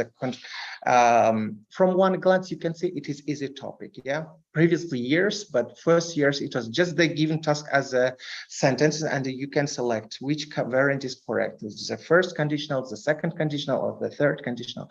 And last year they tried to use the formulas, certain formulas. They just give us the formulas, and you have to identify which conditional sentence belong this formula to. And this year, and it is important to show you this book, Aspect and Action. And here I just want to show you this moment, conditional sentence 0, first, second, third conditional sentence, and all the rules is written here. But in the test, you can see all these materials. Okay, look at the following example. Type 0 conditional are used to express when we can use a general truth or scientific fact. We can say, just look at the first, yeah? 0 conditional, general truth or scientific fact is written in the book. indeed, they've taken the materials from, and one of the new topics for the qualification test, this linking words of phrases. Just look at the following list. Here you can see the contrast, we can see the linking word of purpose, condition, and summarizing. Just look at the following examples. Linking words for contrast. Here is given to you some variants, and also linking word of purpose in order to that, and so on. And the one interesting thing is the tenses. As conditional sentence, previously the task was very easy for teachers to find, identify, to select. But this year you have to know that they try to get the materials like harder and more difficult for the teachers, and they have to learn by heart. I've counted about 43 rules. Example, you know, the tenses can be indefinite, continuous, perfect, perfect, continuous, and in indefinite sentence there are 16 rules, 6 rules as you see from present indefinite, 4 rules for past indefinite, future indefinite, 4 rules as you see, and here is given to you present continuous and 6 rules also here, as you see, and the special rules. And here, I'd like to show you the examples here. One of the uses of present continuous is temporary situation. Is it written here? Yes, not 1, 2, 3, 3rd. A temporary situation they just use. And you can find this, all of them in the book, at the back of the book. And here you can see the aspect, and in the they've taken the materials from this book aspect. Okay, the next moment I'd like to show you that key moments. I think it is interesting for them. I'll try to get an easy way to gain the materials. It is easy to use the key moments. Key moments, you shouldn't read all the materials related to certain grammar. For example, the weakest side of the teacher is complex object. Yeah, I've just made 3 rules, and through these 3 rules, they can find what is a complex object. Yeah, for example, first of all, they have to use objective case in the middle of 2 verbs. And you have to know the second word is infinitive, and in front of infinitive, there should be the preposition to. Yeah. Okay. To we cannot use always, because we have a certain verbs: to see, to watch, to notice, to observe, to feel, to hear, to make, to have, to let. And if there as a first sentence, as a first verb is used, these words you shouldn't use the preposition to. And also, and other words is used as. And here is given to you the examples. I just made the one example, and just when I ask them to find the real answer, they just look through all the verbs of the sentence, and they just identify there is to or no to, and so on. It is easy way to find the complex object. Okay. I just wanted to show you also some materials, guys. Okay, just wanted to, one moment. А что я не могу? А что я могу показать, да? Да, можете.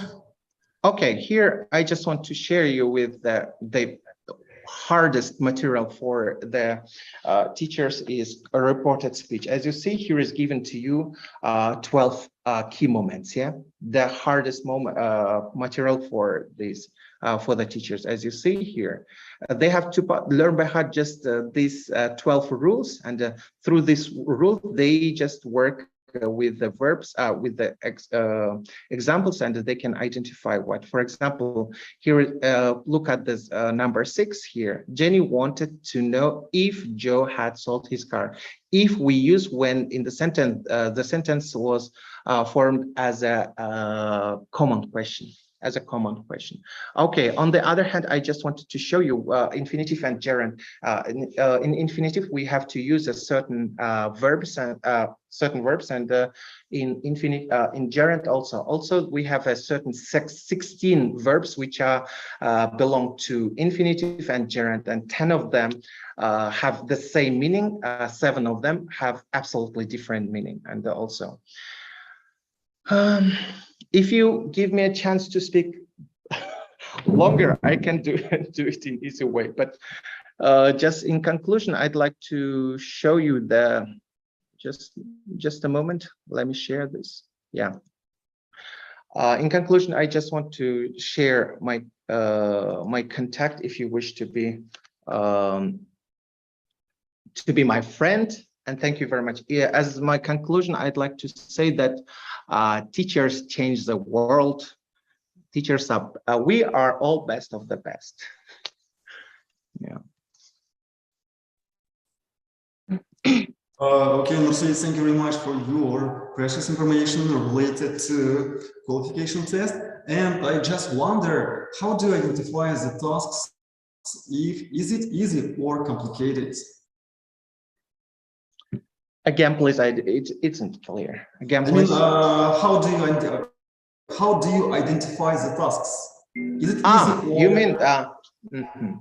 Okay, I have a special chat, and through chat we just list a lot of chats exist in Kazakhstan, and they just discuss the questions which appeared in the certain topics, and how I could identify, because you know that I just followed the certain rules. For example, this year they had the monophthong, triphthong, diphthong, triphthong, and I just tried to gain these materials, syllable materials also. I just work with the teachers, and one or two, I clearly cannot find the answer, but I find the materials close to that materials, okay? And the teachers can easily solve that problem, which is given in the qualification test. Yeah.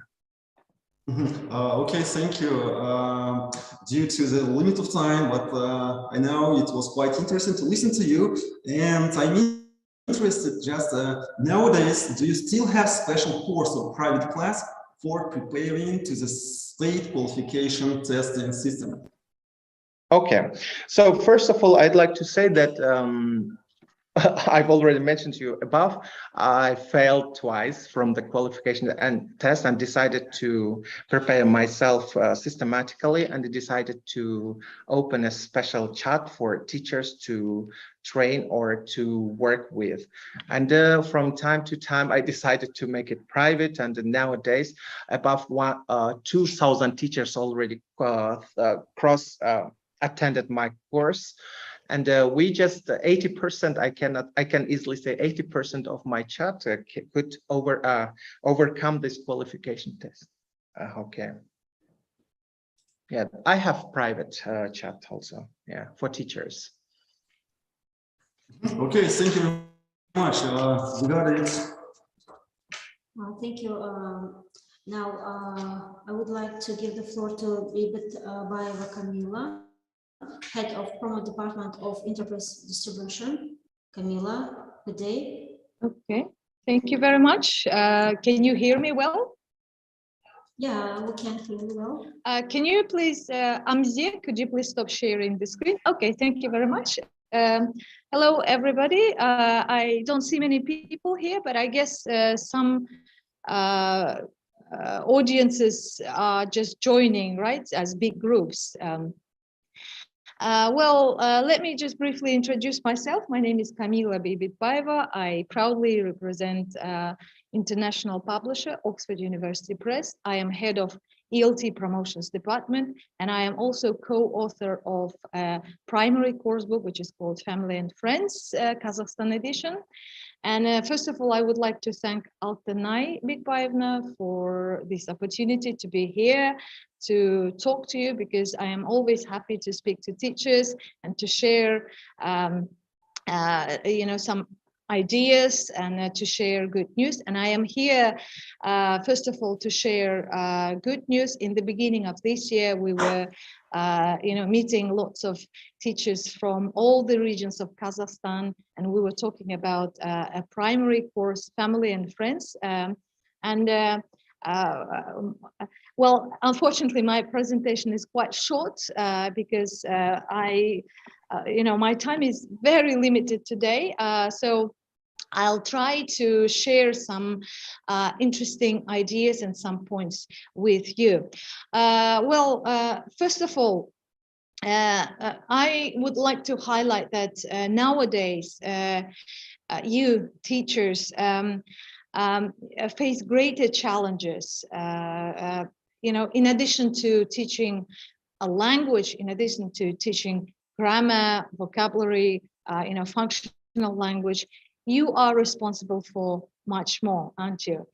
You are responsible, as I always say, you are responsible for bringing up the nation. So today, I am going to talk about this thing. But first of all, as I represent a publisher, I would like to ask you what is your idea of a good course book? What do you think makes a great course book? So I don't know if you are able to send your messages to chat. I want to see your replies. So what do you think makes a good course book? What is an ideal? What is a great course book for you?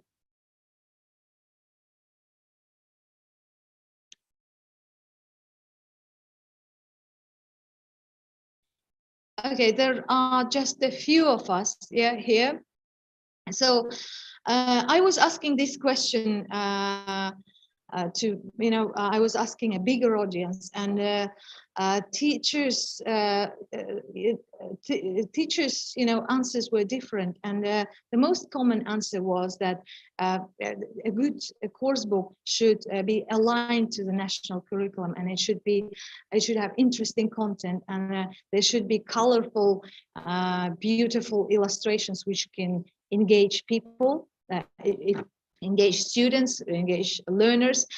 But here I would add one more thing. A good course book should be, of course, first of all, should have good content, interesting content, which can engage our learners, and it should be appropriate to their age.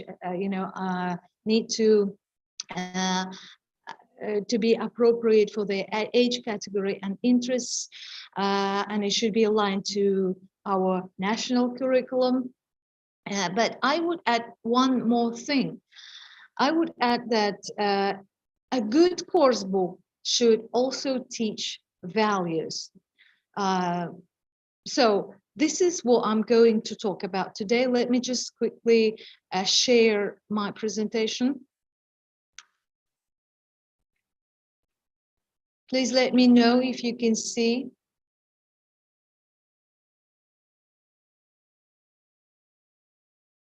We can see Camilla. Okay, great, thank you. Teaching values is one of the most important things, and a good course book should have this element. Well, let us define the word value first. So what does it mean? Why is it so important? Well, Oxford Dictionary gives the definition as value is a principle, or these are principles or standards of behavior, or one's judgment of what is important in life. So I would highlight the second part here. It is one's judgment what is important in life. So I always say that we teachers of English, we are not just English language teachers. We do not teach subject only, but we are educators. And our role is much broader than teaching a language. Our role, first of all, is an educator. So we are educators, and as educators, we are responsible for bringing up good people. So at the end of the day, this is what's more important, maybe even more important than knowing English. So, we see that value is something, soft, something we cannot touch. This is something abstract, but at the same time, it is very, very important, because depending on whether we teach values effectively or not, we can say whether we are bringing up, good people or not. So yeah, we said that teaching values is important, and a good course book should have some elements which teach values. Have a look at these pictures. So here you see some examples of well, values, teaching values. It's important for us to develop soft skills. It's important for us to teach values. And as you see, these are very important things as, you know, helping other people, respecting older people, respecting parents, collaboration, sharing, understanding other people's feelings, thinking about your health, thinking about your lifestyle, thinking about maybe life and study, life and work balance, tolerance. We are all different. We have different personalities, and being tolerant is an important soft skill. Being kind to animals, not littering, being eco-friendly, helping you know, other people, helping animals, not littering. These are very important things. So in our lessons, we need to develop, we need to teach these things. So, well, yeah, okay, I'm sure that you all teach values. We all understand the importance of it. Now, let's have a look at the, let's say, practical part of it. So how can we teach values? What are the practical ways to do it in our classrooms? Now, well, it's a broad topic, and it is not possible to cover everything within these 10-15 minutes. But I would like to use some elements from our course book, Family and Friends, grade 2. This is a primary course book which was approved by the Ministry of Education. So I'm going to take a few lessons from here, and we are going to look deeper. So we teach values via using different tools. So these are the main tools which we use in our classes, especially with primary students, with primary learners. We use stories, we use different content. I mean, we use different texts, we use songs, we use chants. So these things are the tools which can help us to teach values. So in a normal, in a live classroom, I would just share some posters from Family and Friends. I would ask to identify what value is taught here. So as you can see, here is a story, and in this story you can see two little children and two, not teenagers, but you can see the main characters, and they see two little kids crying, and you see them sharing apples. And there is another example. Here you see kids. There is a kid in this story who left his PE outfit, and the guys are sharing their clothes for PE. And another example is you know, two kids showing their lunchbox and offering, and so sharing. So as you can see in these little stories, sharing is taught, but is this taught explicitly? Can you see? Does it say to? Does the instruction say to a child, to children? Okay, we are learning. We are talking about sharing today. No, it's not explicit, but this is the teacher's job. This is your job. This is our job to identify and to develop. Well, you get your learners to look at some stories. So in a classroom, they practice, they read out, maybe they act out, you look at the language. And then as a teacher, please identify what value is taught in each story. So I'm sure in every course book, there are stories, there is content which teaches values, but again, it's our job, it's the teacher's job to identify and to develop this and to get children be more focused. So in Family and Friends course book, there is a lesson, there is a story about being safe, about children using riding a horse and a skateboarding, playing, and children read out, act out the story, and you work with the language. And then it's time to look to be more focused on the value. So you can create some additional activities which get learners to be, to get more focused on values. Or in Family and Friends, you will find extra activities for teachers which are focused on developing soft skills and developing values. So here in this activity, you see that some kids are wearing helmets, some are not, some are wearing sport outfits, some are not. So with with a real class, with kids, I would just ask them to tap or to clap.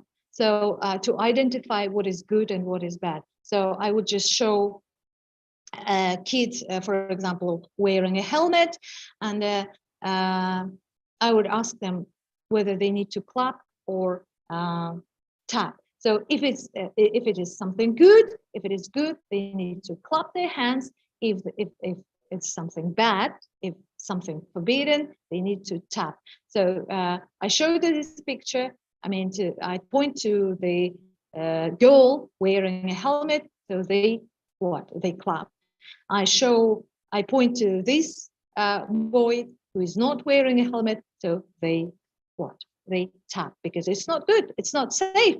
It is safe to wear a helmet. It is safe to use to wear appropriate outfit when doing sport. So, well, this is just some practical things. So here, for example, again, you get learners to identify what is good, what is bad. You see a child shivering, he's really cold, and they need to choose what is the best option, offering ice cream or offering a hat. So these are simple things, but these simple things get our learners focused on values. So values, like I said in the beginning, like sharing, helping other people, understanding other people's emotions, taking care of yourself, being safe, not littering. So once again, I would highlight that, especially if you work with primary students, it is very important to be focused on these things, because our children spend a lot of time at school. Of course, family is maybe the first and the most important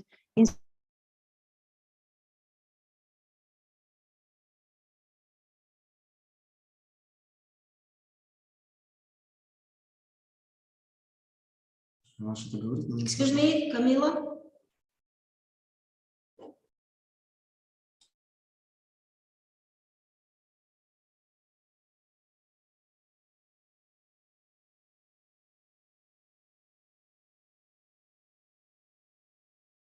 Excuse me, unfortunately, we can't hear you, Camila.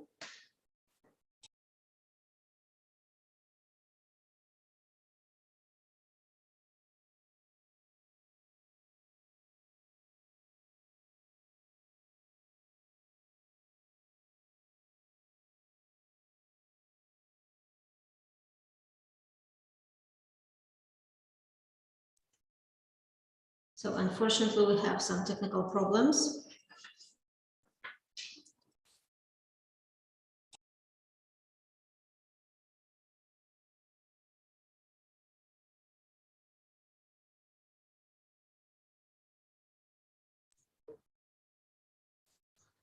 Dear colleagues, due to some technical problems, we have to move on.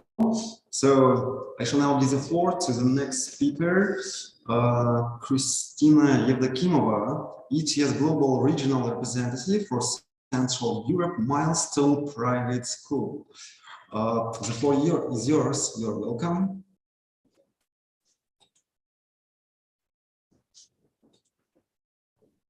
Oh, hello. Thank you. I'm glad to see you. Can you hear me clearly? Yeah, we can. Thank you. So my name is Christina, and I represent here a private school in Nur Sultan, which is called Milestone School. So as a teacher and as a test center administrator. Okay. So. Our school positions itself as a school with in-depth study of English. We develop creative, technical, and academic knowledge in children, revealing their true potential. We place an important emphasis on teaching English in order to teach and prepare young students. Well, learning English at a younger school age allows us to instill love, interest in a foreign language, as well as healthy ambitions. Since this year, we have been the Toefl testing center for primary and junior school, and this gives us the following perspectives and possibilities. So the Toefl primary and Toefl junior assessments can be used to monitor students' progress over time and, if appropriate, place students in level and of English language instruction. Also, it can provide us with useful information to help stimulate learning and improve both students' achievement and the reputation of the school.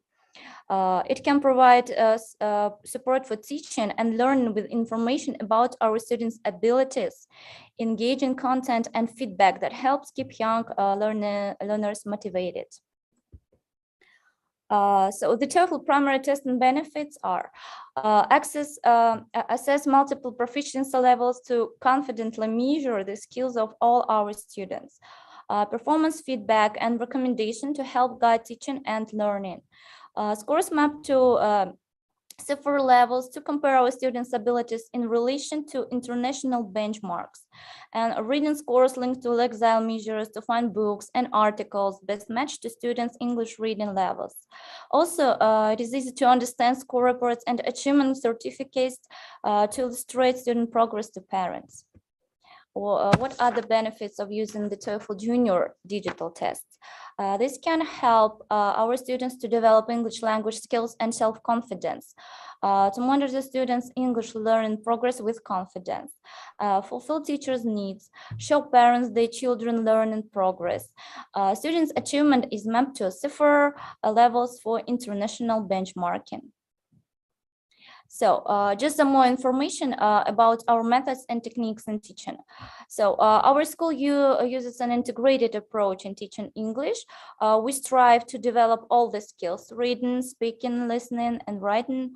Our program includes educational materials from Macmillan publishers. We use new and interesting publishing houses.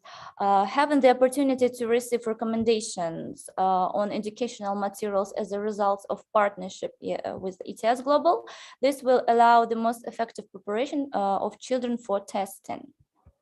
So we use immersive approach. We provide children with a language environment and create actual language situation, encouraging young students to learn.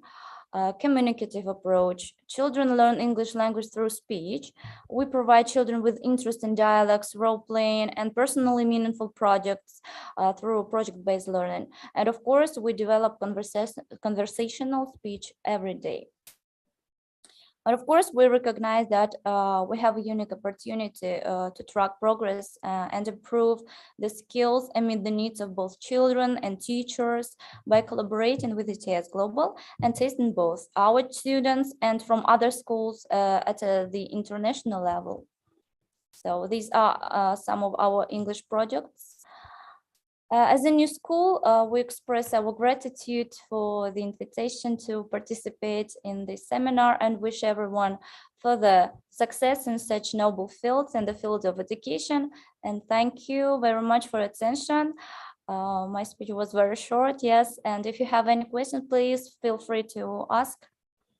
Thank you.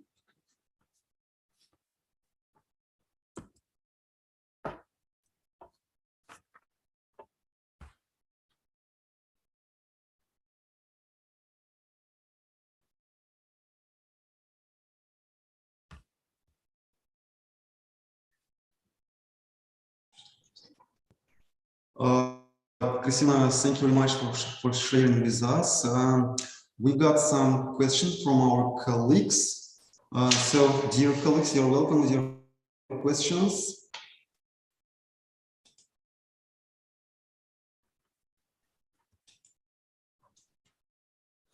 Actually, the questions had to be from our speakers, if I'm not wrong. Excuse me, can I ask questions? Okay. Yeah, sure. What are the advantages of the other private schools? Oh, thank you. Well, our school program includes more than 6 hours of English lessons a week, which gives us the opportunity to teach English in depth, yes, in a variety of ways. We use a variety of materials, multimedia and learning platforms. We have lots of events and performances, as I said, in English, academic competitions, of course, that are designed to arouse interest in English language and culture. We try to teach English in the most interesting and exciting and innovative way, and cooperating with the TS Global. Of course, we will meet international requirements using the latest textbooks and teaching approaches. So that's it. Thank you. What results did your students achieve in a certain period? Well, according to our observations, yeah, all of our children show desire and diligence and interest in learning language. Learners began speaking English at home and started to participate and win Olympiads. They take an interest in English literature, film, cartoons in their free time. And we also plan the Toefl testing at the end of this semester, and which will be the basis for assessing the real knowledge of children and will be an expert confirmation of the level. So not so big, but some results of our students. Thank you very much.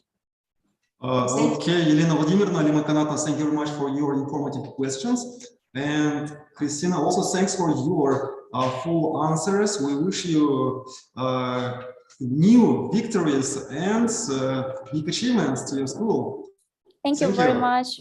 Thank you, Christina. We would like to give the floor to our next speaker, Tatiana Adegamovna, Field Education Methodologist and ST Association President. Good day, Tatiana Adegamovna. Thank you. Yes, well, I'm happy to greet teachers and my colleagues, well, on the eve of the new academic year.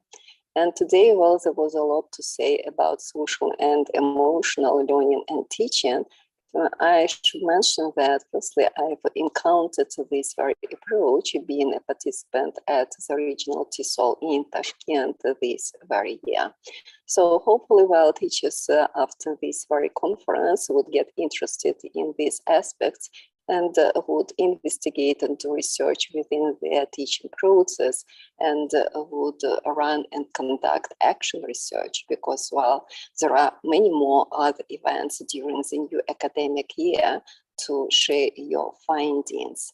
And to start with, let me demonstrate my Miro board, and I am happy to share my knowledge within this very expertise. First of all, yes, I should mention that I represent today not only CAST, Association of English Language Teachers, but Macmillan Education as well, who are the partners of CAST Association. So, well, as it was mentioned, the educational process involves the interaction events and emotional aspects as well. So interaction events, well, deals with not only interacting and collaboration between students, but between teacher students and students' parents and teacher parents as well. We shouldn't forget about these people as well. So, but as you see, emotions could be various. That's why, well, 21st century challenges, they deal with cultural diversity of our students, but apart from this, we shouldn't forget about disruptive behavior of our students, the engagement in high risks behaviors, and what is more, so we have to consider COVID-19 related disruptions, such as a loss of steady school routine, which most of us have experienced this very year. So what is CEL? So CEL approach involves but the school tasks, first of all, well, relate to raise healthy children by fostering their cognitive, social, and emotional development. So CEL approaches encompasses competence-based learning. So, well, we shouldn't forget about our four communicative competences, which are listening, reading, speaking, and writing. But in addition to that, we should include youth development in order to decrease their risk factors and improve their protective mechanism for positive adjustment, according to Benson. According to this very approach, well, first of all, well, let's revise the CEL definition, which aspects it covers. So, the primary goal of CEL approach is to acquire and apply the knowledge, skills, and attitudes in order to develop healthy identities. We speak about our students. So to manage their emotions, both negative and positive, to achieve their personal and community goals. Well, they shouldn't ignore community goals. So to feel and show empathy for others. So, well, we don't speak about selfishness, but we should consider and care for others and establish and paint supportive relationship between and within their community, and make responsible and what I like mostly, well, caring decisions. So that's why, according to these very definitions, we've got the following CEL skills.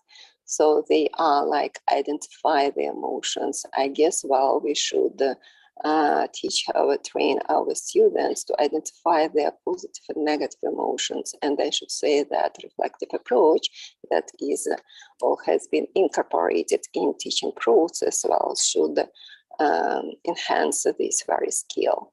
So to teach them to set goals, both short-term and long-term goals.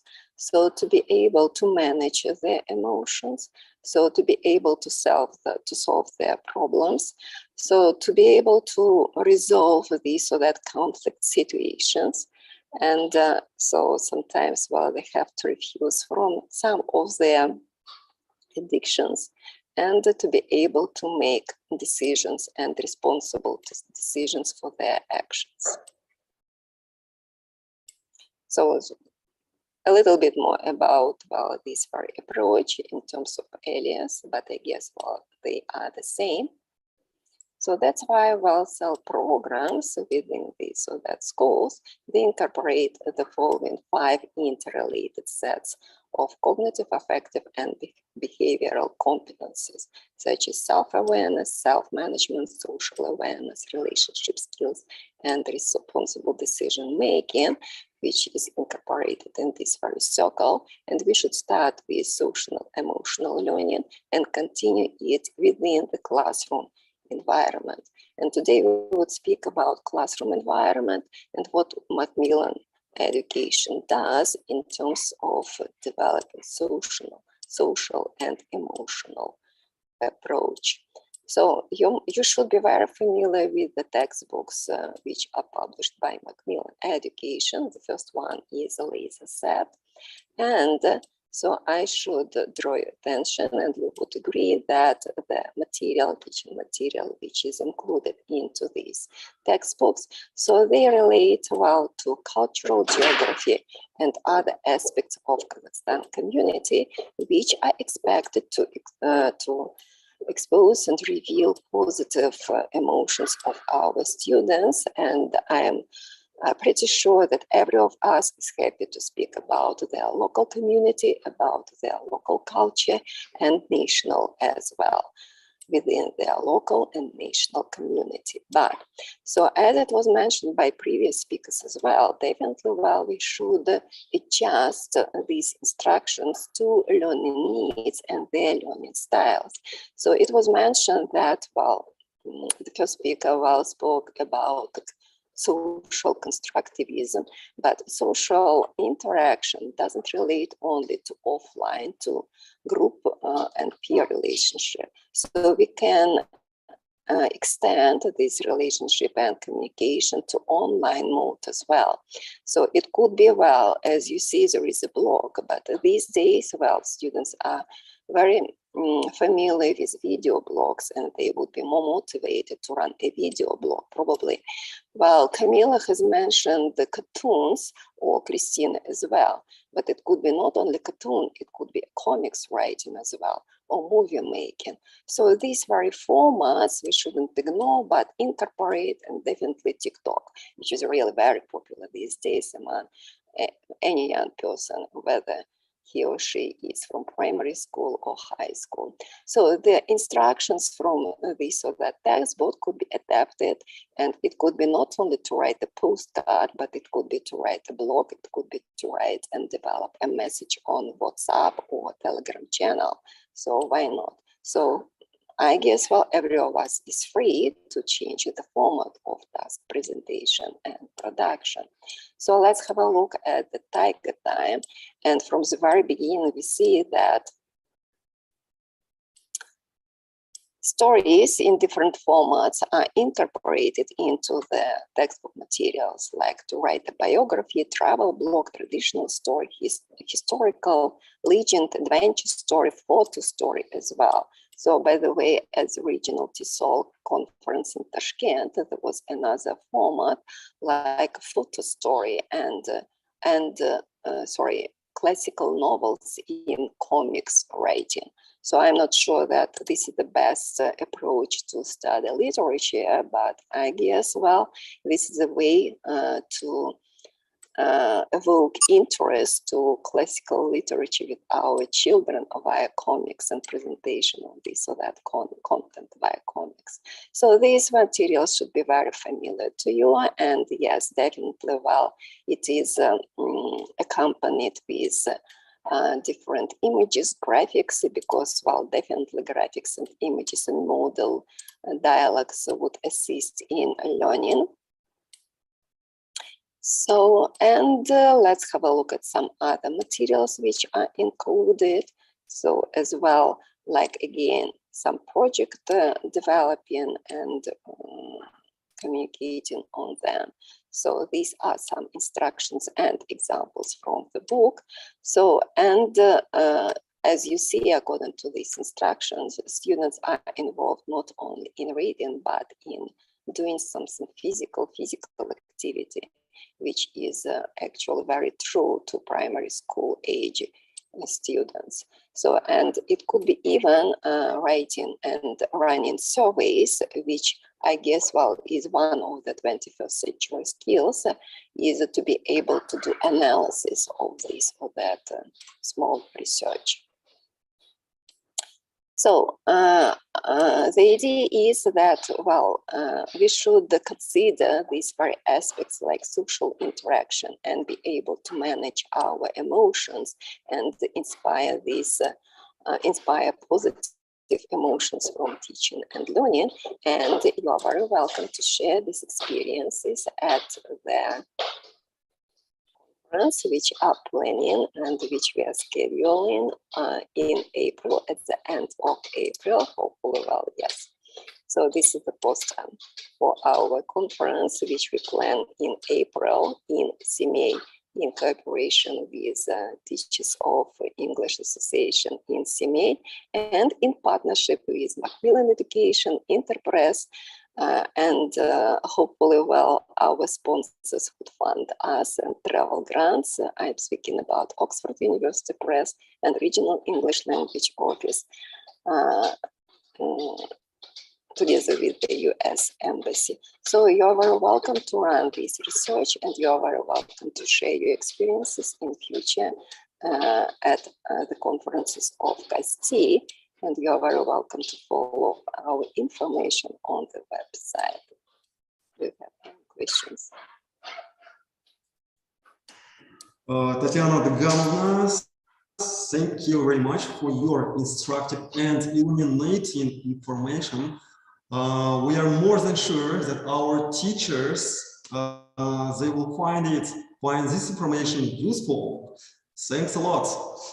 And now I give the floor to the president. Oh, sorry. We've got some questions. Tatiana Daganovna, just now we've received them. So our speakers, you're welcome with your questions. Dear Tatiana Adamovna, thank you for your comprehensive presentation. And I have two questions to ask.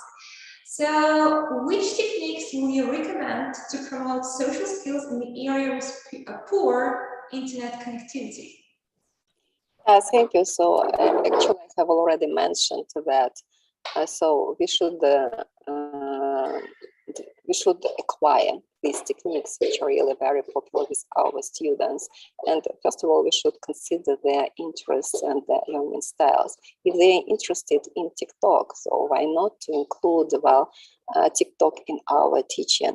We shouldn't be the experts how to develop TikTok. I am more than sure that students can do it on their own and share their product well via this very format. So that's why I appeal to teachers that they should incorporate into their learning new formats and new platforms. I'm afraid publishers are not able to follow all the changes and modifications and this or that new platforms, well, within their instructions, within their textbooks, but teachers, well, definitely should follow these trends and incorporate even TikTok, WhatsApp chat. So, and there are very many instructions or probably, well, again, articles, papers, how to adapt WhatsApp chat, for example, or Telegram channel into teaching English. Thank you. Yeah, I agree. And I think it's a teacher who knows what best works for his children. And the second question is, which assessment criteria should be added to communicative plans to assess students' social and emotional outcomes? Yeah, you're absolutely right. We shouldn't forget about assessment techniques and criteria. So as for social, actually, they are incorporated into communicative competencies. So, and students must be able to deliver their message, to comprehend the message, and to be able to respond appropriately to any message, written or oral, and in different formats, because we shouldn't ignore social networking strategies. So it shouldn't be formal English, it could be semi-formal. But at the same time, we shouldn't ignore the language competencies like lexis and grammar structures. And probably, well, we should incorporate, well, to change, to modify emojis into language or appropriate, well, lexis according to their level, according to their age, because, well, there are dozens of emojis, and I'm sure that it would be nice to substitute these emojis, well, from time to time with the word, but not with the graphics. As for emotional, yes, again, well, these emotions are incorporated into the vocabulary as well. And the teachers have to consider both collocations, connotations, and enhance the or advance students' language or lexical scope in order to be able to transfer all the emotions with appropriate language. Thank you. Regul Jaikna, thank you very much for your questions. We hope that you are totally satisfied with the given answers. So now I shall give the floor to the president of the English Teachers Organization, Lagvinenko Елена Валерьевна. You're welcome. Good afternoon, everyone, and I present English Teachers Organization, which has been working in Astana since 1998, and our resource center, Svetlana Dovna-Filipovnichova, I think everyone knows her very well. And today I want to share my experience, or not only my, but our school experience teaching project at school.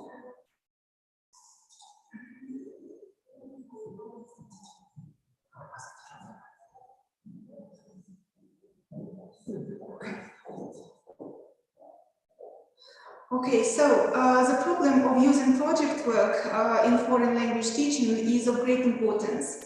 And teachers wonder what the project is, how they can integrate it into the teaching process, what stages it has, and how to use lesson time effectively. These questions and many others are essential. And let's start with the meaning of the project. The project is a student-centered teaching method that encourages learning through engaging real-world, curriculum-related questions or challenges. It is also an effective, willingly undertaken by pupils, in which emphasis is in learning by doing. So I can say that project work captures principal elements of communicative approach. But what are the main principles of project teaching? There are some of them. The principle of purpose. Purpose motivates learning, and the students must have some questions. Principle of activity. Children are active by nature, and they're curious and energetic, and the lesson must have some physical and mental activities. The principle of freedom. Children should be free from restriction and abstraction, so they can express themselves fully and freely. The principle of experience. We understand that experience is a great teacher. Students should learn new information and facts through experience. The other two experiences, learning by doing and learning by living, are closely connected with life, and the project must be real and should have a link in real life situation. And when we do something interesting, we gain some learning skills. And the principle of utility. Project will be worthwhile when it is useful and practical. Let's talk about benefits and drawbacks of using project teaching. And you see this slide shows that there are lots of advantages. So developing of analysis, public speaking skills, developing of communication skills, developing of IT competencies, language learning skills, creative skills, motivation increasing in studies, problem solving skills, horizons expanding, independent work and teamwork skills, research study skills, ability to work with information, collaboration, responsibility, and self-discipline. So you see that there are many benefits. Of course, when a teacher starts working with project, there are some, it is a challenging work for teachers and students as well, and there are some disadvantages. Disadvantages with organization and monitoring and personal problems. One of the main problems is noise, because noise is a usual thing during the project work, and teacher may find it difficult to cope with it. But and as well as time-consuming, project work takes a lot of effort from students and teachers, and sometimes they can't do work on time. And it's important, if the project is in at school or at the lesson, it's important to inform about the time. And also it's good when students do some preparation beforehand.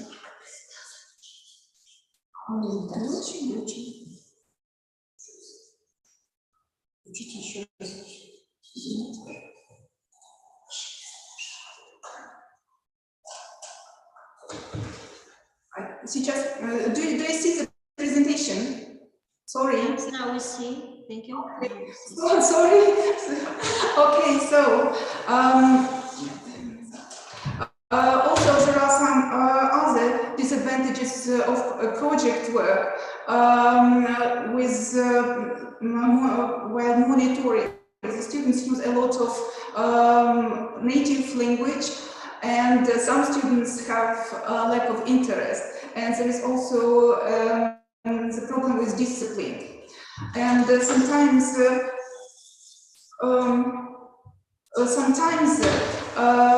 they have some personal problems, unwillingness to work in pairs, or disagreement while teaching, while working on a project, or uncomfortable for differently able students.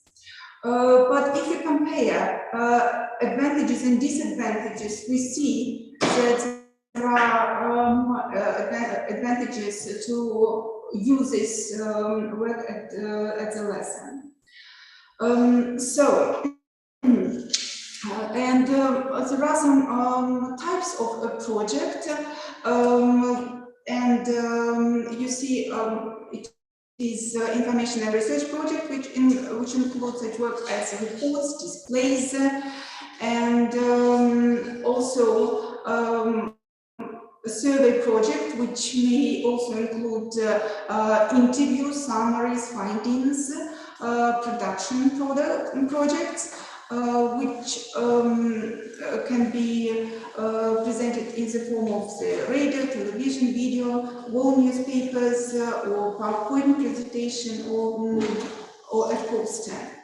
And the next type is performance and organizational projects. Performance in the form of parties, plays, drama, and concerts. We can classify projects by duration: short-term project, medium-term project, long-term project, and by form: individual, pair, and group.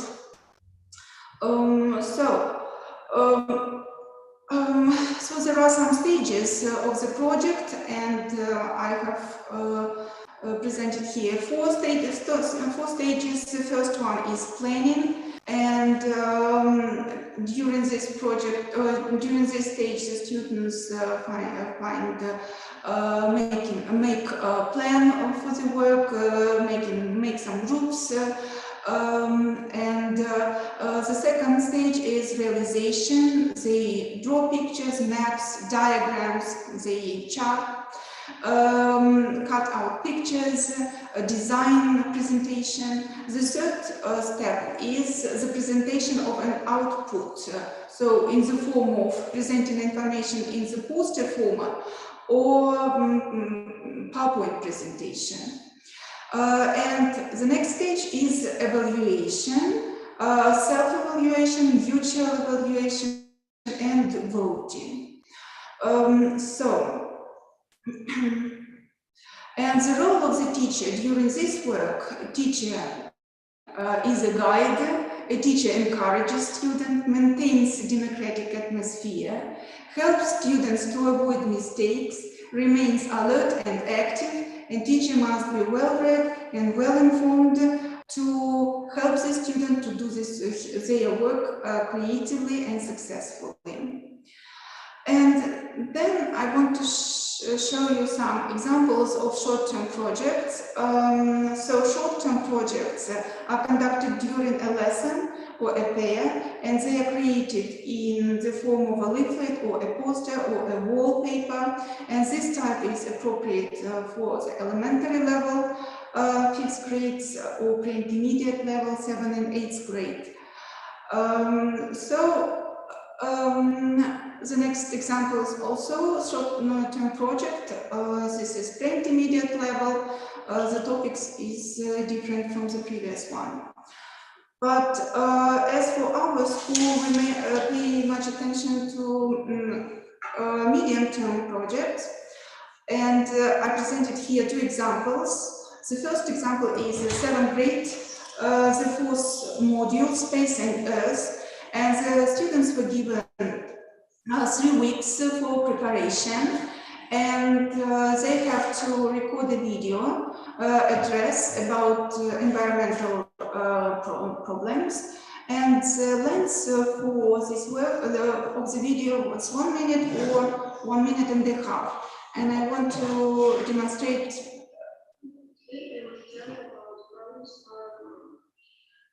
Our planets and lives are in danger.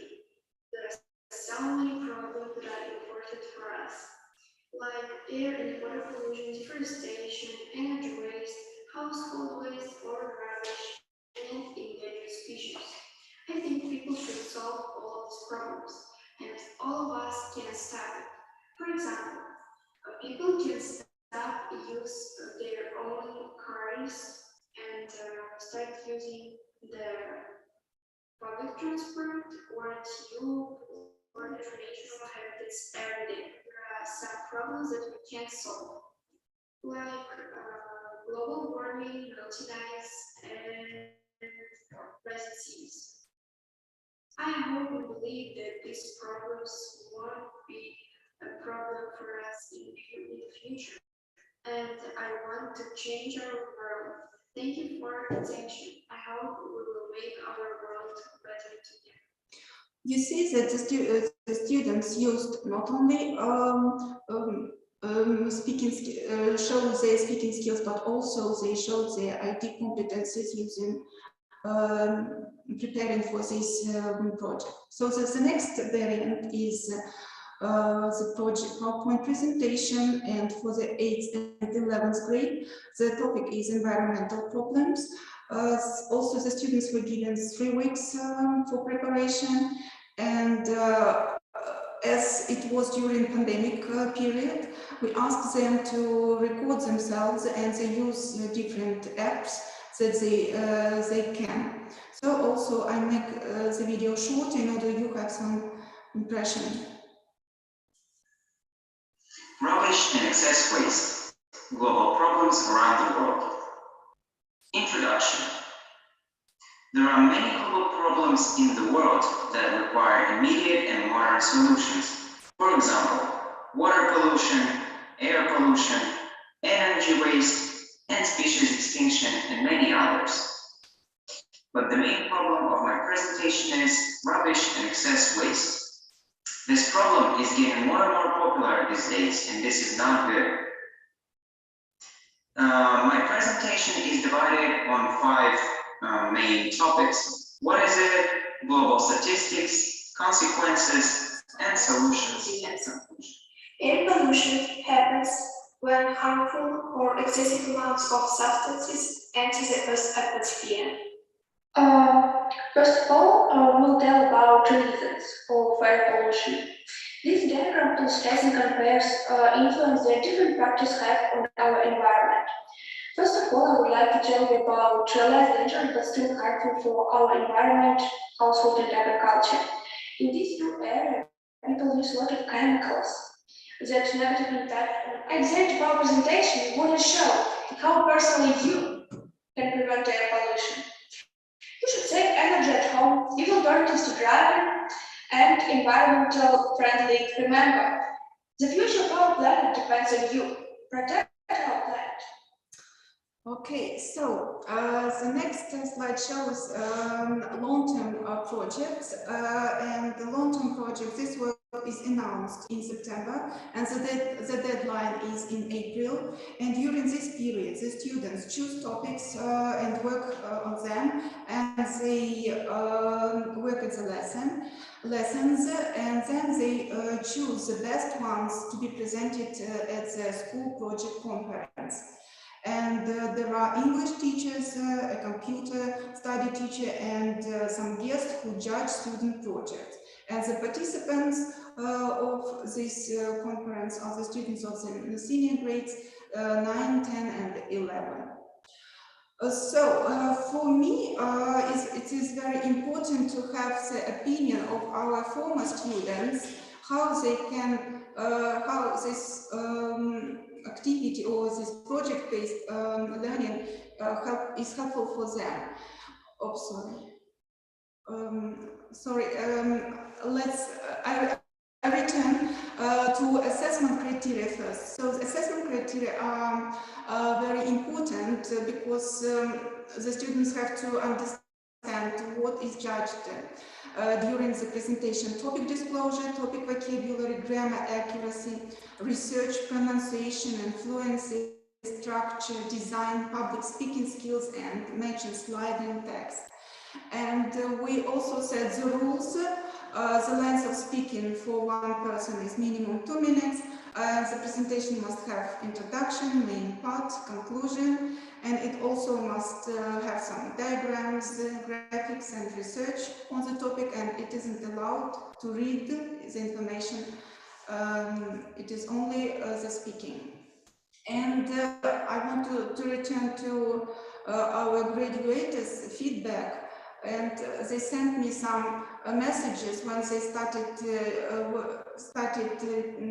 learning at studying at university, and they were asked to present PowerPoint presentation, and they showed that they were the best one, and they sent some good words to me, and we understand that it shows that we are working in the correct direction, and it helps our students to be smart at university and in daily life. And we can say that the aim of each project is not only the development of speech abilities, it also aims at developing pupils' personality and moral development. And nowadays, the main aim of teaching is the ability to use received knowledge in different situations. So the slogan of using project is everything from life and everything for life. Thank you for your attention. And if you have any questions, you may send it to me. Thank you.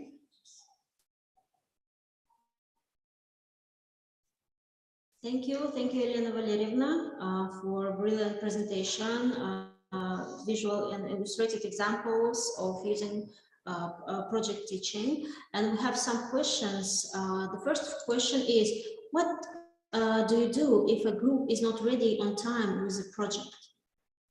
Okay, so such things happen during our work, but I try to persuade the student to prepare. If they're not ready for this date, I ask them to be ready for the next lesson. And of course, only I persuade them to be ready with this work. Thank you for your answer. And the second question: how are students divided into groups to work on the project? Sometimes they are divided according to their interests and preferences, but sometimes they are divided by a lot, and we rotate students.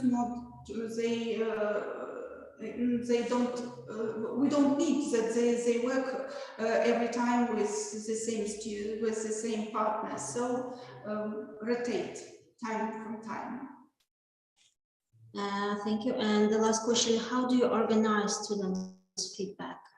So the main, a good platform for feedback is Padlet, and we use it successfully.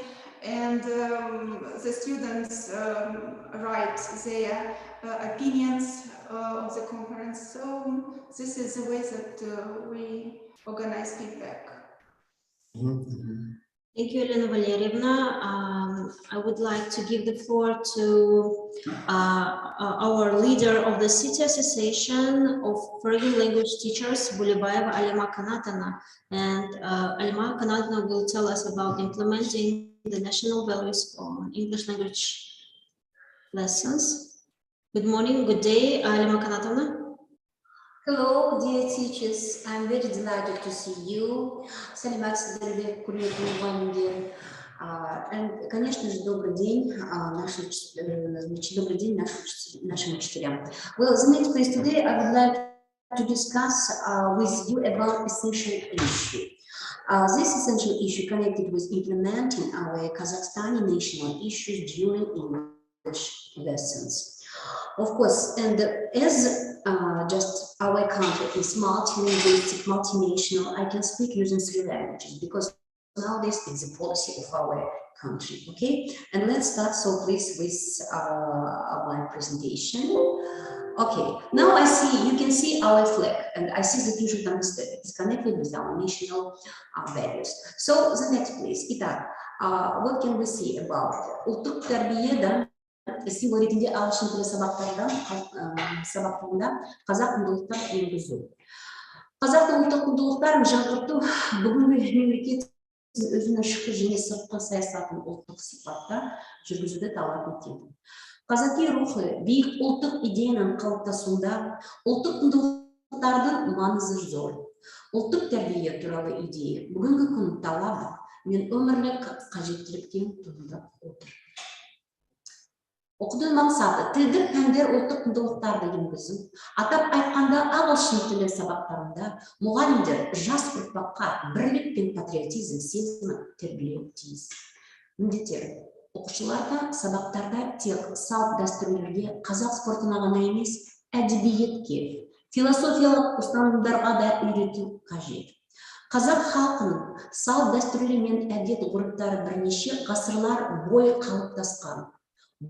Бұл халықтың өзіндік мәдени коды. Олардың негізінде қазақстандықтардың барлық ұрпақтарын тәрбиелеу қажет.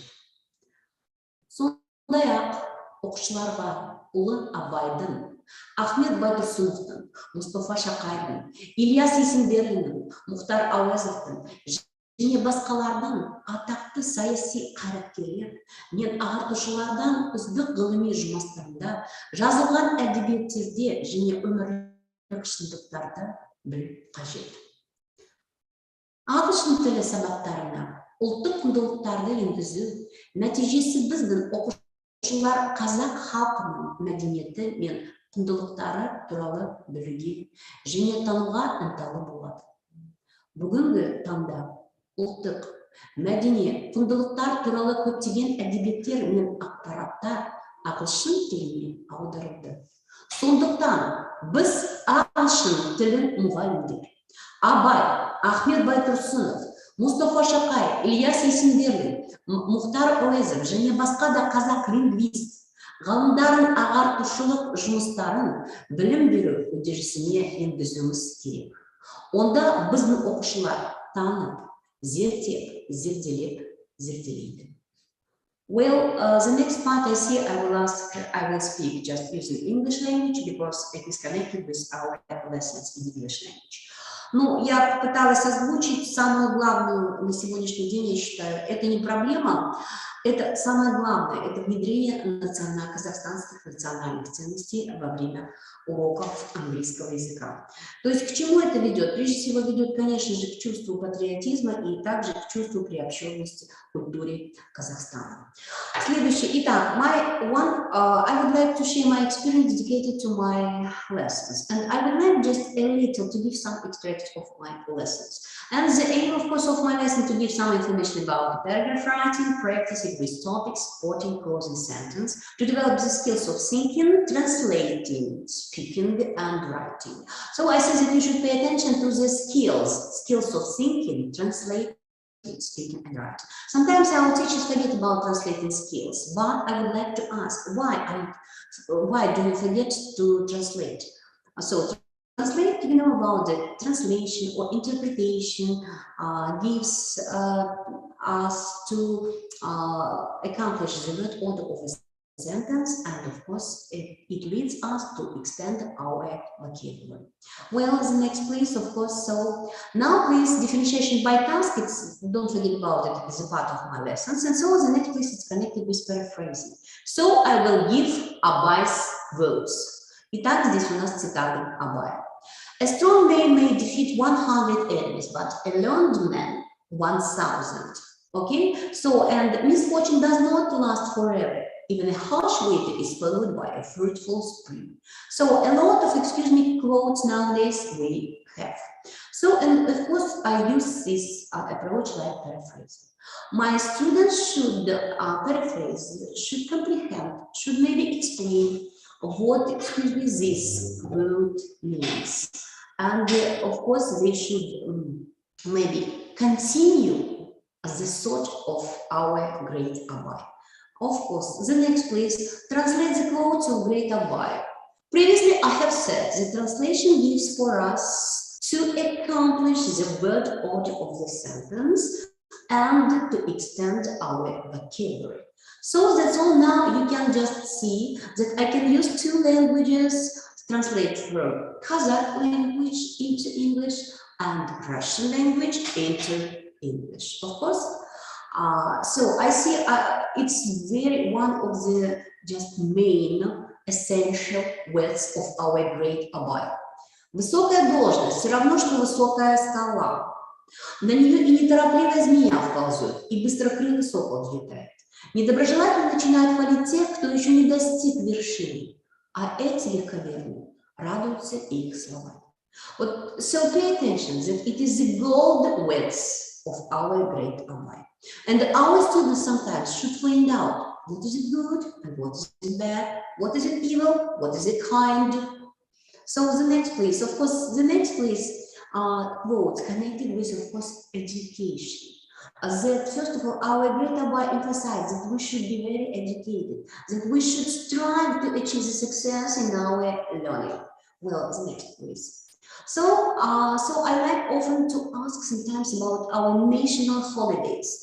And here the task defines the holiday of our country. What can you see? I often ask my students, and my students answer.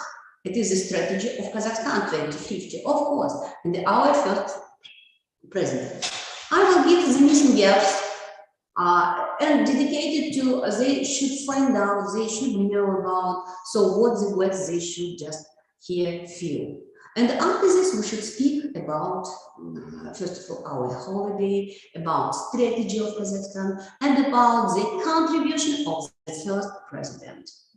The next place, of course, I use, it's my favorite approach, translate the quotes of Nursultan Abishishnazabayev.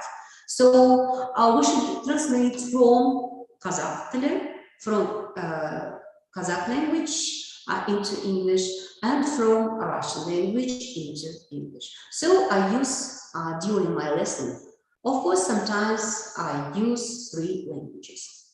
So the next place, of course, previously I have said about it, I like speaking about our national holidays. And here one of the best national holiday is the Day of Independence, the 16th of December. Of course, our students know, but they don't know the heroes of this holiday. So due to Kairat Respublikov, due to a lot of our heroes, we could achieve our independence. And here, of course, I will ask my students, what do you know about Kairat Respublikov? They can, and previously, Elena Valerievna said about project, and often I give them the project web. And here, of course, I can give them, I see maybe the gold words or the essential quotes. And here, имя мое Кайрат, кровь в жилах течет казаха. Голову неповинную молча несут на плаху. Мне всего 20 лет. Я отправляюсь туда, откуда возврата нет. Of course, I see we often translate it from Russian into English. The next, of course, is the picture. So, of course, I see I can ask a lot of questions. And the first question, what do you see and think? And our students can answer that it is connected with 1986. It is connected with the December of 16, when our young students, when our young generation, of course, could resist about our country. And translate into English, and it is a poem of Kairat Respublikov. Күнәдән таза басым бар, 21 жасым бар, қас қылдақтай қаным бар, бозторғайдай жаным бар, алам десе, алым бар, қайрат деген атым бар, қазақ деген затым бар, ертек тоқ құрбандық, атам десе, атым бар. And do you know that my students like translating these poems, because these poems are very, I see, these poems give for our students to encourage, just to understand, to comprehend the all national values. The next place, of course, I see our Kazakh national heroes. And here activities start listening and thinking. Of course, working groups, describe the answers the questions, listen, fill the missing gaps. What do you think about writing? What do you feel when you are writing? Because it's activity and I would like just to write about this activity. Of course, it is connected with listening, and this text is dedicated to our national heroes, or the heroes of ex-Soviet Union, Алаң, Мансур Мамедов, Бигельдинов, Талгат Бигельдинов, Бауыржан Момышұлы, who fought against fascists, who struggled for victory. И хочу еще раз подчеркнуть, да, что эти тексты, конечно же, стараюсь писать сама я. Почему? Потому что у наших национальных героев и, можно так сказать, героев Советского Союза, Алия Молдогулова, Мансур Мамедова, Талгат Бигельдинов, Момышұлы тоже иногда нужно вспоминать. Поэтому я использую часто, то есть пишу, когда приходит вдохновение, небольшие такие тексты, и потом использую в listening. То есть мы здесь должны put the missing gaps. You previously you have said about the task, so you have this, we have the script, answer the questions, listen, fill the missing gaps, and understand. And our students can understand, can know, can maybe find out about the contribution of our national heroes, of the heroes of the Soviet Union, like Алия Молдогулова, Мансур Мамедова, Талгат Бигельдинов, Бауыржан Момышұлы, and other many heroes. The next, of course, so I would like to ask about, so it's my lesson, it's connected with basic essay structure. And of course, I see we should speak about what is topic sentence, what does it do, how do I write one. The next, what are supporting sentences, what do they do, how do I write them. What is supportive, it is the question, it is the web, descriptive, each team should find the supporting sentences, ask the questions to each answer. So what can I use? Of course, I can use my essay. Once more, this essay is dedicated to my country. Я хотела бы сказать, что здесь вот в значении того, как мы работаем с эссе, как найти the main topic, sentence, the supporting sentence and the concluding sentence. То есть наши ученики должны знать структуру письма. Our students should find out about the structure of writing. И вот здесь таким образом, опять же, они работают с текстом, который, значит, есть у нас везде, у Казахстане, да, но здесь как бы переработала в этом значении, написала, постаралась, конечно же, я где-то здесь. Но я хочу сказать, о чем мы работаем. Конечно же, это опять связано с Казахстаном. Посмотрите, пожалуйста, слова. The sun rises from the steppe, meeting with dense forests, thousands of lakes and great mountains. What an ancient, poetic country with magic sound of Dombra and Kobus. Imagine as a huge steppe waving prairie grass from free wind, riding on a spirited horse. Flying on wings to the sun, elders who give blessings to young generation. Kazakhstan is a multinational country where people over 100 nationalities live in peace and friendship and got independence 29 years ago. То есть вот здесь я захватываю о том, что это прекрасная поэтическая страна с древним звуком кобыза, которая, значит, и всадника, летящего на коне, да, и не просто, что это действительно многонациональная страна, где живут свыше 100 национальностей, живут в дружбе и в мире. И, конечно же, опять же, немножко о независимости. Опять же, вот этот текст, что он дает? Он дает прежде всего понять, где же у нас главное предложение, где же у нас supporting sentence, where is concluding sentence. Но опять же, текст наталкивает на то, что наше поколение, наши молодые, наши ученики должны знать все-таки о Казахстане. Okay?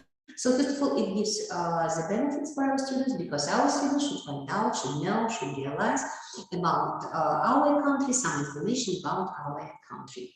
So the next, please pay attention to home tasks sometimes. Да? Use the topic and supporting sentences. The first group should find supporting sentences. Yes, instruction, read the undeveloped paragraphs below. Rewrite the paragraph by adding at least 3 more sentences to each. Ensure that you include specific information and you have proper punctuation and capitalization of each sentence. So, and the next place, of course, I will give our first president is Nazarbayev, our national hero is Тарат Республика. И еще раз хочу отметить вам, посмотрите, пожалуйста, уважаемые учителя, я не прошу писать эссе, как часто задаете вы ученикам. Я прошу писать только один параграф, one paragraph, of course. То есть, соблюдая структуру эссе и соблюдая различные функции, которые мы должны выполнять в приписке. And to fulfill some functions which we should do during our writing. So the next explanatory, of course, and assessment. So thank you for your attention. So I would like to share my experience, how I can apply our national values during my lessons. Рахмет сізге, Алима Канатовна, сізге ұлттық құндылықтар бойынша айтып кеткеніңіз үшін. Сізге сұрағыңыз бар еді. Енді осы ұлттық құндылықтар идеясын қалай ойлайсыз, нешінші сыныптан бастап енгізілуі тиіс, қолданылуы тиіс, сонымен бірге ағылшын тілі сабақтарына ұлттық құндылықтарды енгізу бойынша мұғалімге қойылатын арнайы талаптар бар ма? Егер бар болса, қандай деп ойлайсыз? Әрине талаптар бар, и біз бірінші бастап 3-4 сынып бастап керек. Ұлттық құндылықтар біздің оқушылар ойлауға білуге керек бірінші. Әрине мен осында айттым, ұлы Абайдың қара сөздері бар. Абайдың Мұхтар Әуезовтың Абайдың жолы бар. Көшпенділер есімдері. Ахмет Байтұрсыновтың көп философиялық жұмыстары бар. Олар қазір ағылшын тілінде аударылған. Неге біз оны пайдаланамаймыз, текст ретінде қарамаймыз, оны неге біз сұрақтар қоймаймыз балаларға? Оны керек. Бірақ талаптар бұл жаңа мәселе. Енді жаңа мәселе, біз әрине талаптар жоқ. Бірақ егер біз ағылшын тілі мұғалімдер оны бастаймыз енгізу, бұл әрине талаптар болады, критериялар болады, иә. Бірақ мен оны бастап жатырмын, білмеймін дұрыс емес. Бүгінгі күні мен сізбен әрине тәжірибе бөлістім. Сізге үлкен презентацияңыз үшін, менің ойымша мұғалімдер сіздің презентацияңызға қарап, сіздің мысалдарыңызға қарап, өздері де сабақты құрастырғанда осыны қолданады және енді нәтижесін көретін боламыз. Thank you, Алима Канатовна. Our next speaker is our next speaker is Sherbina Veronika Alexandrovna, teacher of biology and English from Gymnasium School number 4 from Stepnogorsk. She's also a methodologist of Edustream LLP, official representative of Express Publishing. Veronika Alexandrovna, you are welcome. Good day. Добрый день. Скажите, коллеги, меня слышно? Да, прекрасно слышно. Алтынай, слышно, да? Могу говорить. Второй вопрос. Я правильно понимаю, что запускаю демонстрацию экрана сама? Да, вы можете запустить. Тогда минутку. Спасибо.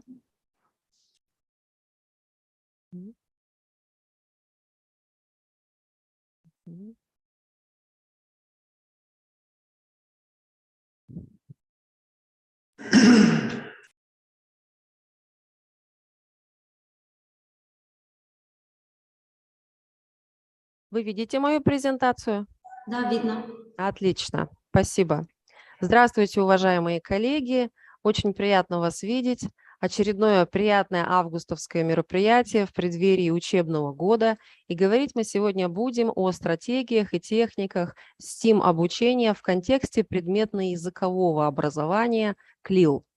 Ну, мы не будем долго разглагольствовать о том, что такое КЛИЛ, потому что все мы с этим живем, это часть нашей работы. Я имею в виду учителей английского языка, да, и с 2018 года учителей по естественным дисциплинам, биология, химия, физика, информатика. Я бы хотела сконцентрировать немножко внимание слушателей, которые новички в этом вопросе. What is it STEAM?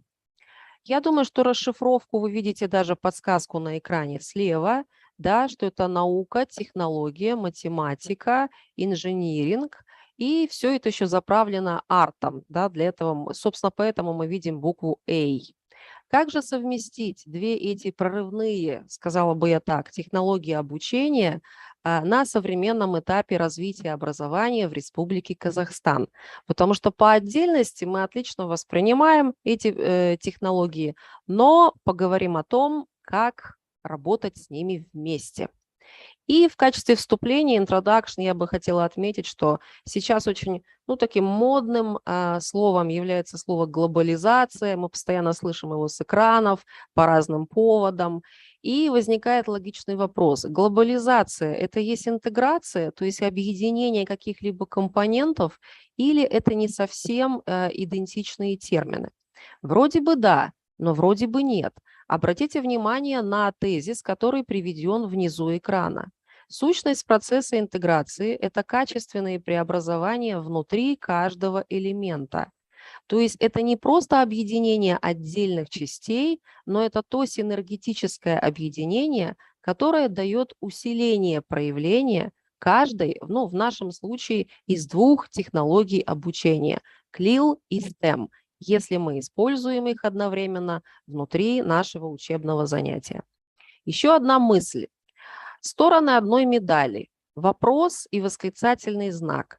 Являются ли, например, работаем с правой частью экрана, одним и тем же интеграция и межпредметные связи? Когда мы учились в педагогических вузах, нас учили, когда мы писали конспекты уроков, планирование делали, указывать пункт обязательно был такой, вспомните, межпредметные связи. Потом он как-то подрастворился, и мы стали акцентировать внимание на интеграции. И вот здесь обычно, когда я работаю как тренер в контексте STEM и CLIL обучения, я задаю слушателям вопрос, скажите, это одно и то же или нет?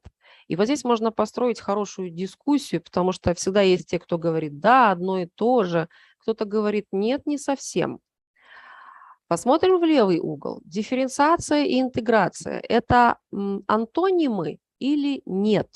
И вот здесь всегда мы тоже долго дискутируем, потому что, например, я могу интегрировать какие-то методические компоненты внутри учебного занятия, но при этом утверждать, что оно в полной мере отвечает контексту дифференциации, например, по уровням обучения или по каким-то другим принципам. И все это отлично вписывается в контекст обсуждаемых сегодня нами технологий CLIL, STEM, и я не могу не упомянуть в этом году, естественно, исследование ПИЗа, развитие функциональной грамотности.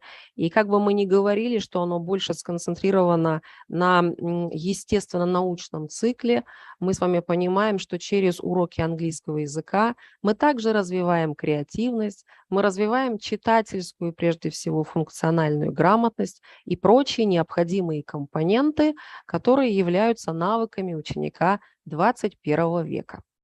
Но теперь более конкретно. Я привожу для вас, представляю вашему вниманию, скажем так, шпаргалку, в которой вы увидите, я прокомментирую их 9 ключевых пунктов, по которым мы можем утверждать, что мы с вами конструируем урок в контексте одновременно и CLIL, и STEM технологий. Причем я утверждаю, что все это отлично вписывается в предмет английский язык. Поскольку всегда тот, кто читает быстрее, чем говорит спикер, обоснование вы будете прочитывать сами, я буду просто давать характеристику ключевых аспектов. Итак, аспект номер 1. Тексты и задания, которые предлагает учитель, рекомендуется, чтобы они носили интегрированный характер.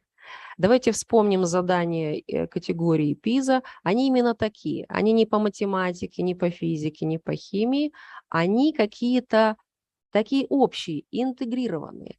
Почему это важно? Потому что только так можно создать единую картину мира в голове каждого ученика. К сожалению, современная школа, в том числе и в Казахстане, учит ученика делить мир на части. Мир не состоит отдельно из предметов английский язык, математика, химия, физика и так далее. Аспект номер 2. Желательно, чтобы тексты и задания описывали реальные ситуации, а не были оторванными от жизни. Сколько вы знаете анекдотов по поводу того, как составлены задания в учебниках? Они какие-то, нереальные, они не работают. Они не воспитывают в ученике понимание и правильное, корректное восприятие современных реалий. И вот здесь во втором аспекте важно упомянуть, что значит альтернативное решение. Я для вас выделила, раскрасила синим цветом ключевые слова. Альтернативные решения, которые должен предложить нам ученик, могут быть либо эффективными, либо оригинальными. Вот здесь я обращаю ваше особенное внимание, потому что эффективность и оригинальность – это разные вещи. Если я куплю себе на осень белое пальто, я буду очень оригинальной дамой. Но все-таки, наверное, я пойду по пути эффективности, да, и возьму что-то потемнее. Аспект номер 3, который, наверное, такой красной нитью проходит, и не первый год, сколько вот я работаю 23 года, актуальность проектной исследовательской деятельности никто не отменял. Но многие учителя побаиваются приступать, скажем так, погружаться в этот глубокий аспект по той простой причине, что он кажется им глобальным. На самом деле при правильной организации и конструировании учебного занятия элементы проектной и исследовательской деятельности, занимающей буквально несколько минут, можно внедрять фактически ежеурочно или выносить их в формате домашнего задания. Следующий аспект – это работа с информацией из разных источников. Вспомните, сколько информации каждый день мы поглощаем из разных источников. Наши дети – это наше будущее. Они точно так же, как мы, страдают от обилия информации. И наша задача заключается в том, чтобы научить их отделять зерна от плевел. Стало актуальным, например, сейчас учить находить правду, доказательства того, что это действительно правда, а не фейк так называемый. Поэтому чем больше информационных, тем более в рамках нашего предмета английский язык, аутентичных источников будет представлено, тем больше это будет работать на ученика. Следующий аспект важен как продукт, так и процесс. Вот здесь обычно плывут, скажем так, математики, потому что я обычно всегда обращаюсь к ним, как тренер, и спрашиваю, что важнее, чтобы ученик решил задачу правильно, или чтобы, может быть, он не дойдет до правильного ответа как такового, но он продемонстрирует вам какой-то оригинальный путь, способ решения этой задачи. И вот здесь тоже всегда много таких вот моментов, которые можно включить в дискуссию. Подумайте сами, уважаемые учителя английского языка, для себя, каждый сейчас, допустим, как применить данный аспект внутри вашего предмета. Что важнее, продукт или процесс? Как правило, ответ лежит в плоскости такой философской, в зависимости от того, какое задание дано ученикам. Ну и вот шестой, следующий аспект, это больше для учителей-клиловцев, да, наших естественников. Чем больше текстовой информации, интернет-контента на английском языке, который является мировым, тем лучше. Здесь я даже комментировать не буду, потому что это как бы та истина, которая является истиной. И, наконец, заключительный слайд. Все мы помним классику жанра, пирамиду Блума. Невозможно прийти к заданиям уровней анализ, синтез, оценка, не построив первые 3. Но мы почему-то всегда, когда проводим какие-то наши бомонды педагогические, акцентируем внимание именно на этом. Тем не менее, развитие творческого мышления учащихся осуществляется по принципу от точного воспроизведения к подлинному созданию. И, конечно, каждый из нас решает, что важнее, что выше, 5-6 уровни пирамиды – это синтез или оценка и синтез. И опять утверждаю я, ответ на этот философский вопрос лежит в плоскости в зависимости от того, какое задание дано ученикам. Естественно, если задания такой описываемой категории, о которой я говорила выше, применяются в системе, а не в виде таких однократных инъекций, то в таком случае мы можем утверждать, что мы работаем в контексте CLIL и STEM в системе.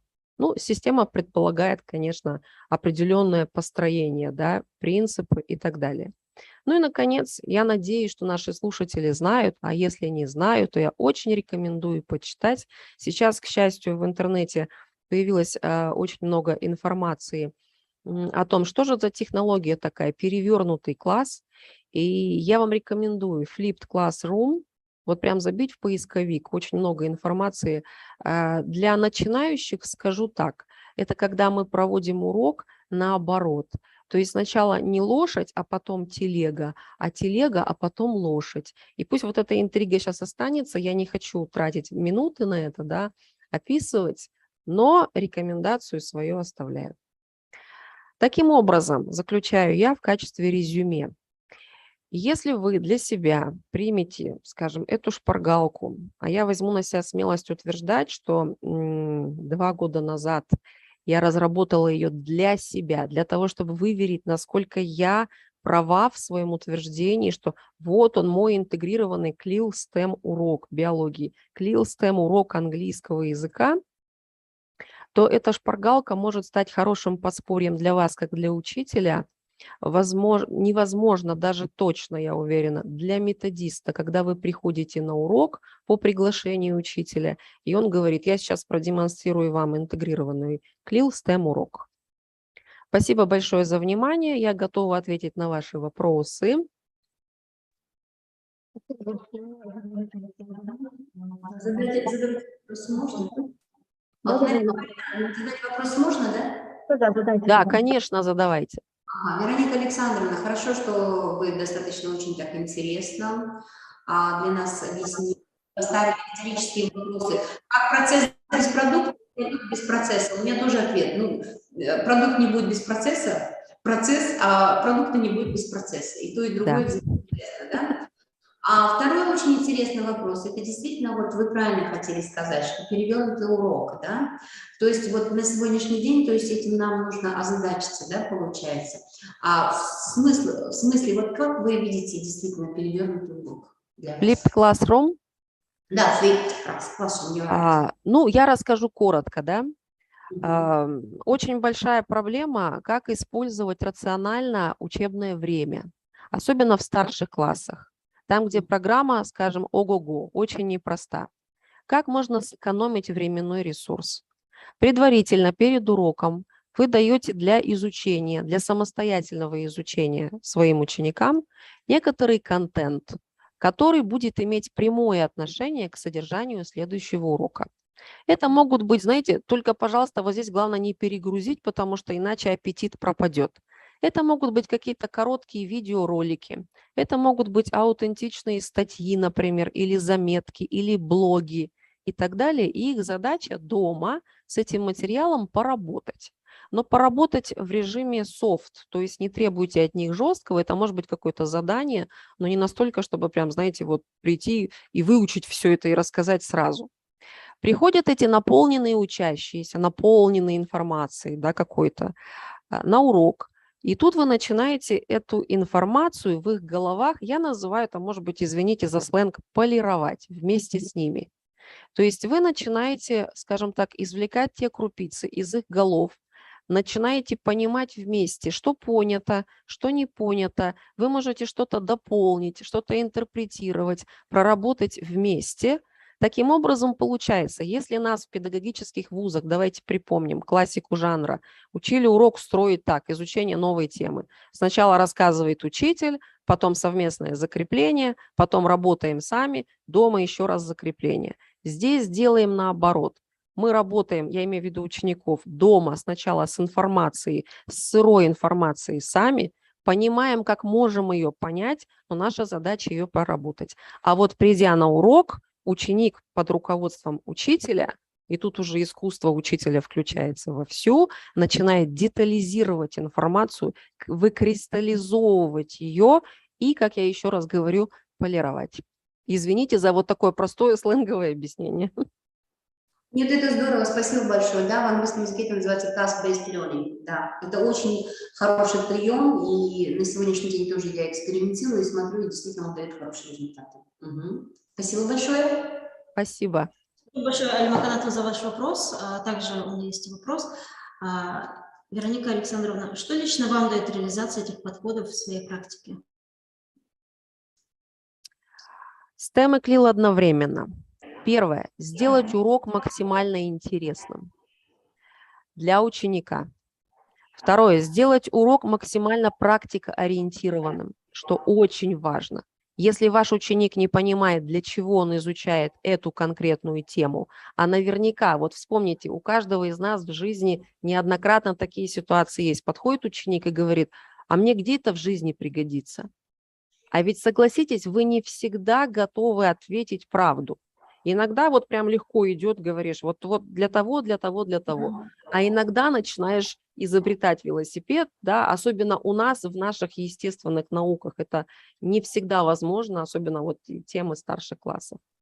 Интересным, практикоориентированным и с учетом применения Flipped Classroom, повторяюсь, сэкономить временной ресурс, что очень важно. Я через эту технологию могу дать им больше внутри моего урока. Но, конечно, при условии, что ученики работают так системно и понимают важность этого подхода. Но, как правило, на старшей ступени школы это именно так. Хорошо, спасибо. А что бы вы посоветовали нашим педагогам при использовании данных подходов, как STEM-тренер и клеометодист? Хороший вопрос, Алтынай. Вот знаете, к сожалению, я вынуждена констатировать, и это правда. Вот несколько лет уже прошло, как STEM появился в Казахстане, да, как таковой, вот эта модная аббревиатура, но мало что изменилось в плане популяризации STEM в умах учителей. Вот если провести соцопрос, 100 учителей опросить, что такое STEM, 99 скажут робототехника, согласитесь со мной. На самом деле, честно, я вас утверждаю, побывав на родине этой технологии, я имею в виду Соединенные Штаты Америки, я называю родина условно, как бы, потому что большинство исследователей STEM именно оттуда, я убедилась в том, что STEM применим абсолютно ко всем предметам, не только к предметам естественного цикла, но в английский, в любой язык впишется отлично. Поэтому моя первая главная рекомендация. Все мы занимаемся самообразованием. В большей или в меньшей степени, так или иначе. Вот для себя эту аббревиатуру запишите, уважаемые учителя английского языка, и почитайте или посмотрите что-то на эту тему. И пофилософствуйте, как вы можете STEM-технологию применить внутри своего урока. Я обещаю вам, что вы точно не будете разочарованы, и вы зря не потратите ни одной самообразовательной минуты. Поэтому пожалуйста, верьте мне, как республиканскому тренеру по STEM-образованию. STEM-технология – это не только робототехника. Я бывала в школах, где кроме доски, я имею в виду Соединенные Штаты Америки, доска, мел, вот как бы и, собственно, все, и при этом школа позиционирует себя как STEM-школа. STEM – это методика, а не красивые атрибуты в значении.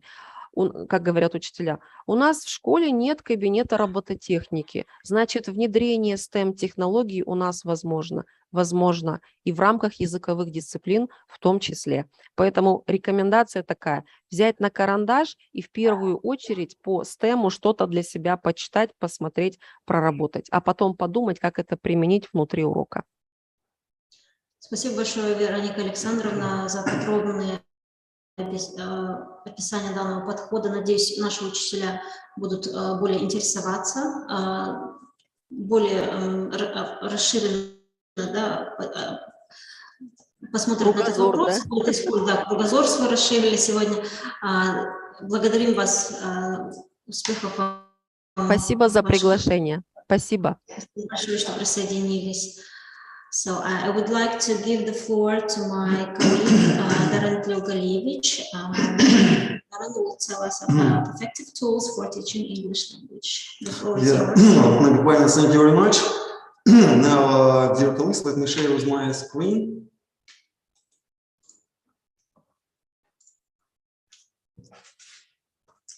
So, you know, dear colleagues, over the past years of teaching, I realized that when teaching English, technology is essentially carrying out our tasks successfully, from scheduling classes to storing materials to sending exams to our students. Fortunately, there is a plethora of software and tools nowadays that aid online and offline teachers in enhancing learners' experience and easing our work in the long run. And we can't continue teaching as we were in the 80s or 90s or even in 2000s. Times have changed and we have to change our method too, regardless of the audience we are teaching. When technology integration in the classroom is seamless and thoughtful, students not only become more engaged, they begin to take more control of their own learning too. While a lot of these online tools are free, most of them offer a paid version if you want to unlock more features and get a better quality of the service. The good news is that you don't have to be tech savvy to be able to use these apps or platforms. You can just learn as you go by exploring them yourself or watching tutorials online. What effective tools can we use for teaching English? Whether you work at school or teach English as a freelancer, you'll definitely need to equip yourself with the right tools for giving classes. Learning how to teach English with technology is more than using a laptop and a projector to display some PowerPoint slides. So I would like to share with you some effective tools that I use to teach English with technology that you can also use to make your classes and teaching more engaging. So the first tool that I use, I want to introduce you is Padlet. For what? For collaborating online by posting text, image, links, documents, also voice recordings. It's easy quite to use, it's intuitive, embed content anywhere. You can attach links, take photos, invite others to contribute, and you can also upload files from your personal computer or laptop. Now I would like to show you how it works in practice. To get started with Padlet, you have to do what? You can Google it in Google search web page, or you can type the full domain of it. And usually I keep all these tools in one place, for example, in Google Classroom. And how do I use it? For example, before using Padlet, I give my students such text. This text is about traveling. It's an adventure story. After reading the story, students follow the link that I give them. And they have to do what? They have to, according to the text, according to the information that was given in the text, they have to write some comments here to the given pictures, or give some right reactions or answers. How to do it? They have to press the icon on the left side to create a sticker. And here you can see how to create it. You can choose any color. It can be green, yellow, blue, pink, and so on. And they write their answers. For example, let's try to do it together. Now I'm giving the answer to the last picture. It's snowboarding. And let's change the color. Let's make it blue. So the answer is given. Also, you can make your sticker bigger or smaller. As you see, you can rotate it in any way. Furthermore, if it's not enough, I mean, this page, you can create another page. So here you can see Venn diagram, how to create a Venn diagram.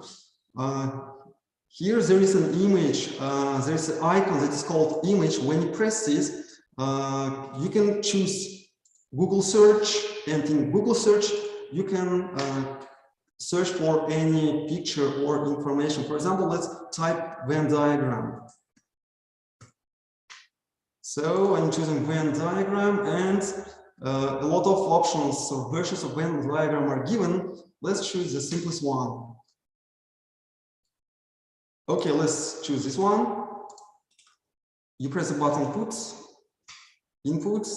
You can also make it bigger, smaller, and you choose a sticker notes. Students write their answer. For example, let's make the first sticker blue, 1. The second sticker, let's make it green, 2. And the third one, let's make it orange, 3. And after that, students give their answers like this: 1, 2, 3. Also, you can if you need this board, you can make it clean, just pressing the icon cheat sheet frame, or also you can create or choose any background you like, for example, a lot of dots or lines or grids and so on. So it's quite useful to use. And tool number 2 that I use, it's called Google Jamboard for collaborative digital work, to brainstorm with sticky notes, use a laser pointer for emphasis, share for group collaboration, create visual learning aids with image from Google, open and share Google Drive files, highlight important material using the highlighter tools. So how do I use it? Oh, actually, sorry, it was Google Jamboard, yeah, how I use. You just saw, and just to limit our time, I will try to speak in short. And the next super powerful, I would say,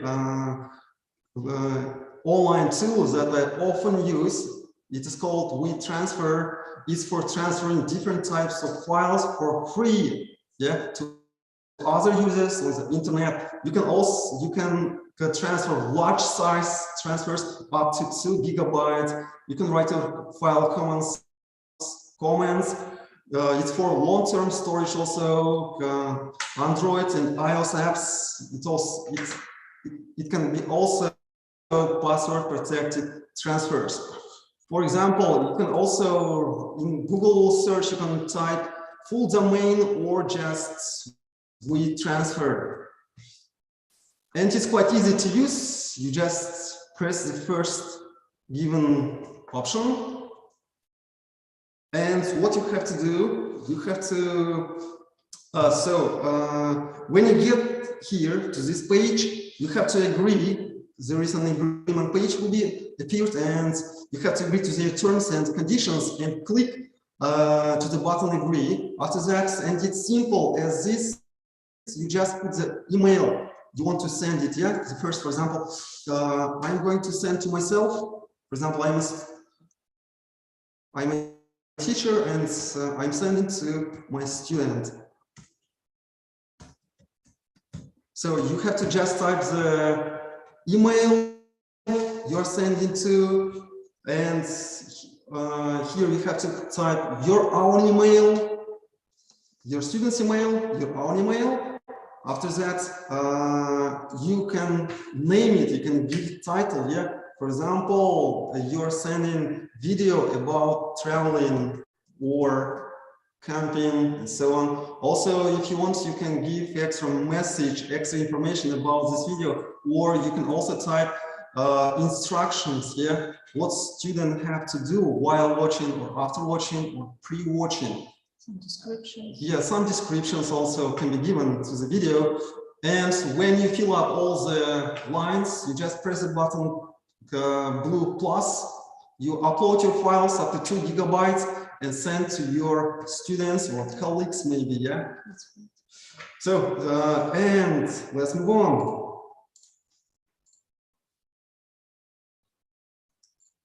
Next, also online teaching tool that I do use, it's called Teacher Room. Probably some of you heard of it and you use it in your daily lessons. It's for teachers, offering educators an inclusive space to connect, share ideas, and browse for browse-free resources. Yeah, it's also for live stream video. Also, you can, if you want to share your live sessions, lessons, yeah, with other teachers, not just in Kazakhstan or in your community, you can share it with the teachers worldwide, because a lot of teachers worldwide use Teacher Room.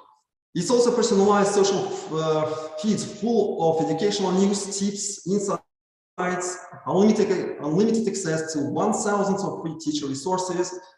You can search, connect, and chat with local and international teachers, search for trending topics or start your own. For example, related to international teachers, last month I got acquainted with a teacher from India. Her name is Kavya, and we still chat. We change with our experiences, thoughts, ideas. Now I'd like to show you how it looks like. So also, if you Google it, or you can also use a full domain, teacheroo.io. And mostly I use here the section news. In the section of news, you can find a lot of information. You can find tips and resources for your teaching. Yeah, for example, 8 of the best remote teaching tools, 4 top tech tools for learning, for example. But mostly I use, where is this? Teacher advice and inspiration. It's quite interesting to me. Here you can find a lot of, not just a lot of, endless number of articles from teachers around the world. For example, the benefits of biodiversity in education, or the real rewards of experiential learning. And if you register here, you can also publish your own articles, so that other teachers in this community, they can read it, and they, or maybe why not, they can use their your article in their teaching process. It's quite good, I think. And the next tool that I use, it's called Quizlet, for anyone who wants to improve and enrich his or her vocabulary, for students, for teachers, for anyone who studies here. It's easy to use. It can make, share, and find study sets from other users. It's excellent support for language, great for language studies. Plenty of variety and study modes are given, and it helps students to prepare for tests. So Quizlet looks like this. For example, these are my study sets that I created before. I use them in my teaching. For example, now I'd like to demonstrate one of them. For example, let's jump into the natural world.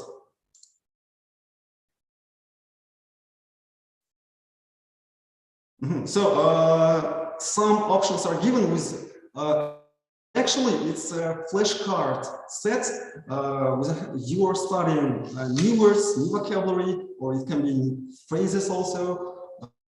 You study them with the help of flashcards. For example, the first mode is flashcard. The picture is given, and also you can write the description of this picture or the name, yeah, how it's called. For example, large hole in the ground or inside of a hill or a mountain. And students should guess what is this. This is a cave, yeah? Students give their answers. Or, for example, a high steep face or rock or earth. Some pictures are unavailable, or for example, a large mass of moving ice and snow on land is glacier. Yeah. Or let's choose another mode. For example, let's choose match.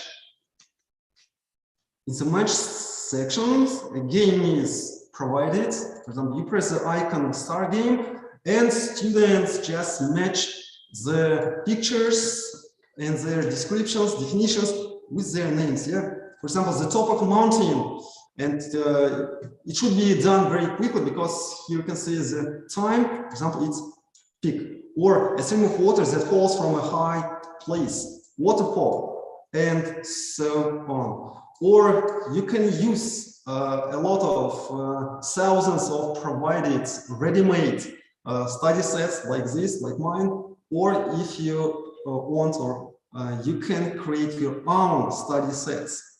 You have to just register. It's for free, as I mentioned before. So next powerful online teaching tool that I also use often, it's called Screencast-O-Matic. It's for recording your screen with free screen recorder, free video background remover, record from anywhere with a virtual background, communicate and collaborate with video and text comments, engage every learner with interactive video quizzes, and also you can use polls. Now I'd like to show you how it looks like. Here you can also see my ready-made recordings that I recorded for my students, and now I would like to show you one of them. This recording was done 2 years ago, if I'm not wrong, when we started online due to pandemic situation in the world. It's quite useful and comfortable. I mean, this program Cozy, yeah. If your students, for example, a lot of students are absent or they didn't come due to some problems, for example, problems related to their health or family problems, you can send them your video recording to, for example, Google Classroom, and you can also share it in Facebook or in Twitter, and your students, when it's comfortable for them to watch it, they can watch it, and even more, they can rewatch it if they didn't understand the topic. It can be any topic, yeah. For example, I made a recording related to the theme social problems.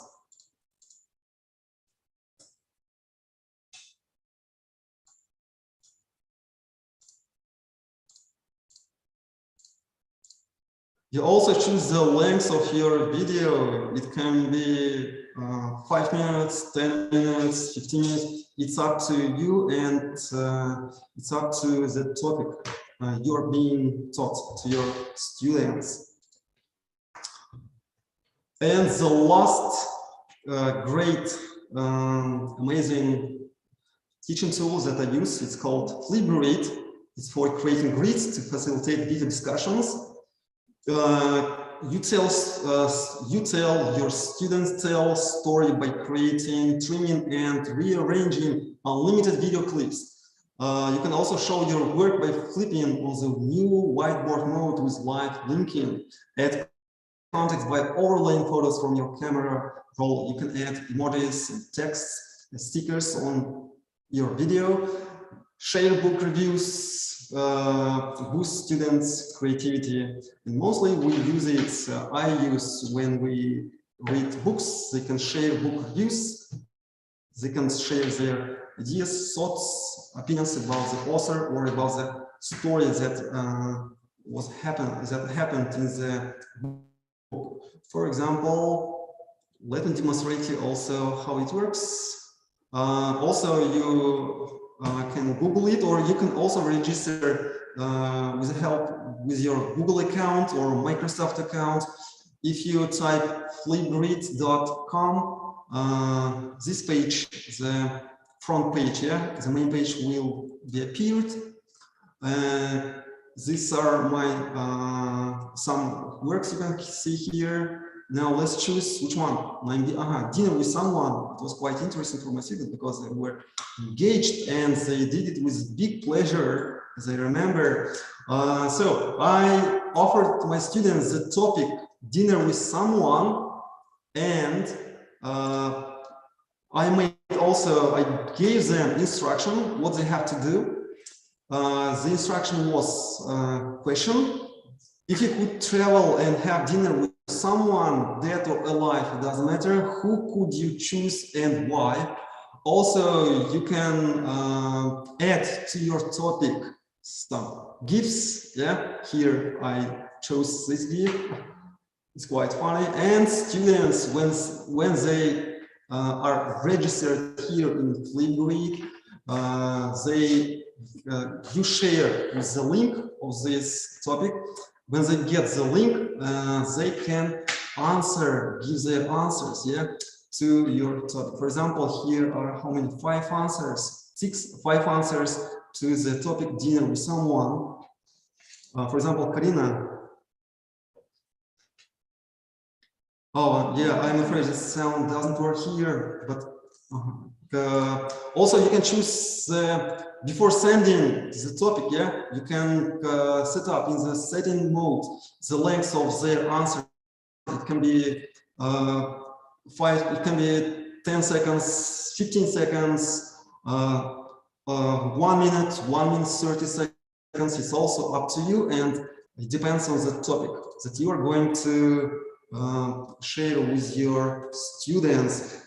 So overall, what did I want to say about these online tools? By integrating technology into existing our curricula, as opposed to using it solely as a crisis management tool, teachers can harness learning as a powerful educational teaching tools. The effective use of digital learning tools in classrooms can increase student engagement. It helps teachers improve their lesson plans and facilitate personalized learning. It also helps students to build essential 21st century skills. Real and virtual classrooms, video, and other teaching tools can not only make class more lively, they can also create more inclusive learning environments that foster collaboration and inquisitiveness and enable teachers to collect data on their students' performance. So thank you very much for listening. Also, if you have any questions, you can ask in our live chat box. Yeah, I think, thank you, Daran. I think our teachers will use this and implement on their lessons all of these tools. And we have a forum, right, for August conference. Yeah. So for the feedback, you can fill in, we will send, no, we already sent the reflection on August conference form to YouTube chat box. And we will send to our teachers chat. What questions are there? Could you show us?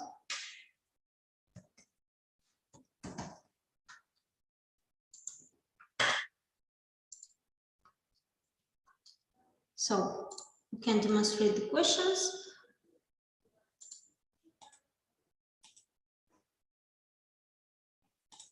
So let's go ahead. You can demonstrate.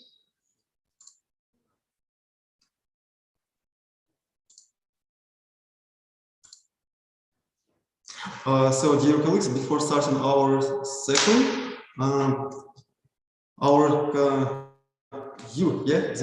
teachers, you're provided with this Google form, and it's called Schools and Participants. You had to give sorry, not this one. Okay, I can demonstrate. Do you stop sharing? Yeah, sure. I stopped it. This one. So, could you answer to this question? Had the August conference achieved its goals? Did the speakers meet your expectations? Was there anything new for you have learned? What method, techniques, and online teaching tools would you use in your lessons? And what topics would you like to discuss in our future conferences and your wishes? Енді сөзімізді қорытындылап келе, сіздер осы ссылка бойынша өтіп, сіздерден кері байланыстарды күтеміз. Енді біздің шет тілін оқыту әдістемелер мен коммуникативтік тәсіл ағылшын тілі пәні бойынша секцияның отырысына аяқтауға өз мәресіне жетті. Енді бізден күтілген нәтиже бұл мұғалімдердің кәсіби құзыреттілігі артады, оқытушы білім беру сапасын артудың тиімді әдістерін анықтайды. Бізде бүгін сөз сөйлеген спикерлерімізге тағы да бір алғыс білдіреміз.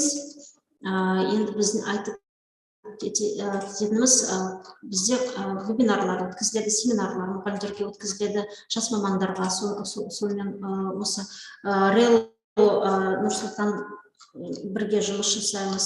Бізде осы жылы Август гарантиямен жас мамандарға арналған бірнеше вебинарлар сериясы өтті.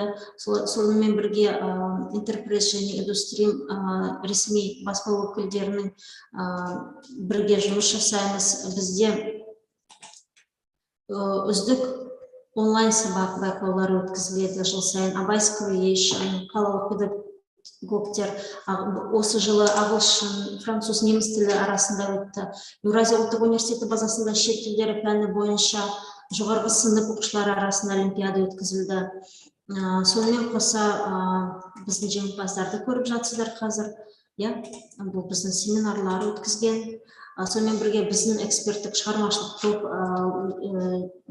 өткен жылы 50-ден астам сабаққа қатысты. Сонымен бірге осы өткен оқу жылында өздерінің 9-шы сынып аттестациясы бойынша, сонымен бірге шығармашылық топ елордаға сабақты жүктеу бойынша біздің эксперттерге алғысымызды білдіргіміз келеді. Бұл Булебаева Алима Канатовна, Киреева Мададия Жұмабековна, Тымбаева Гүлнар Алтынбековна, Езинур Жамал Жақсыбайқызы, Искакова Алия Айтказовна, Мылтықбаева Бақытгүл Камилдановна, Жақыпова Бақытнұр Аманжоловна, Амзина Қанат Жібігеровна, Жұмаева Мария Аманжоловна, Исимбаева Гүлнияз Ахатқызы, Чулкова Наталья Юрьевна, Айжанова Сания Оразақовна, мың да бір алғыс. Осымен біздің сессиямызды аяқтауға болады деп ойлаймын. Назарларыңызға рахмет. Демонстрацияны.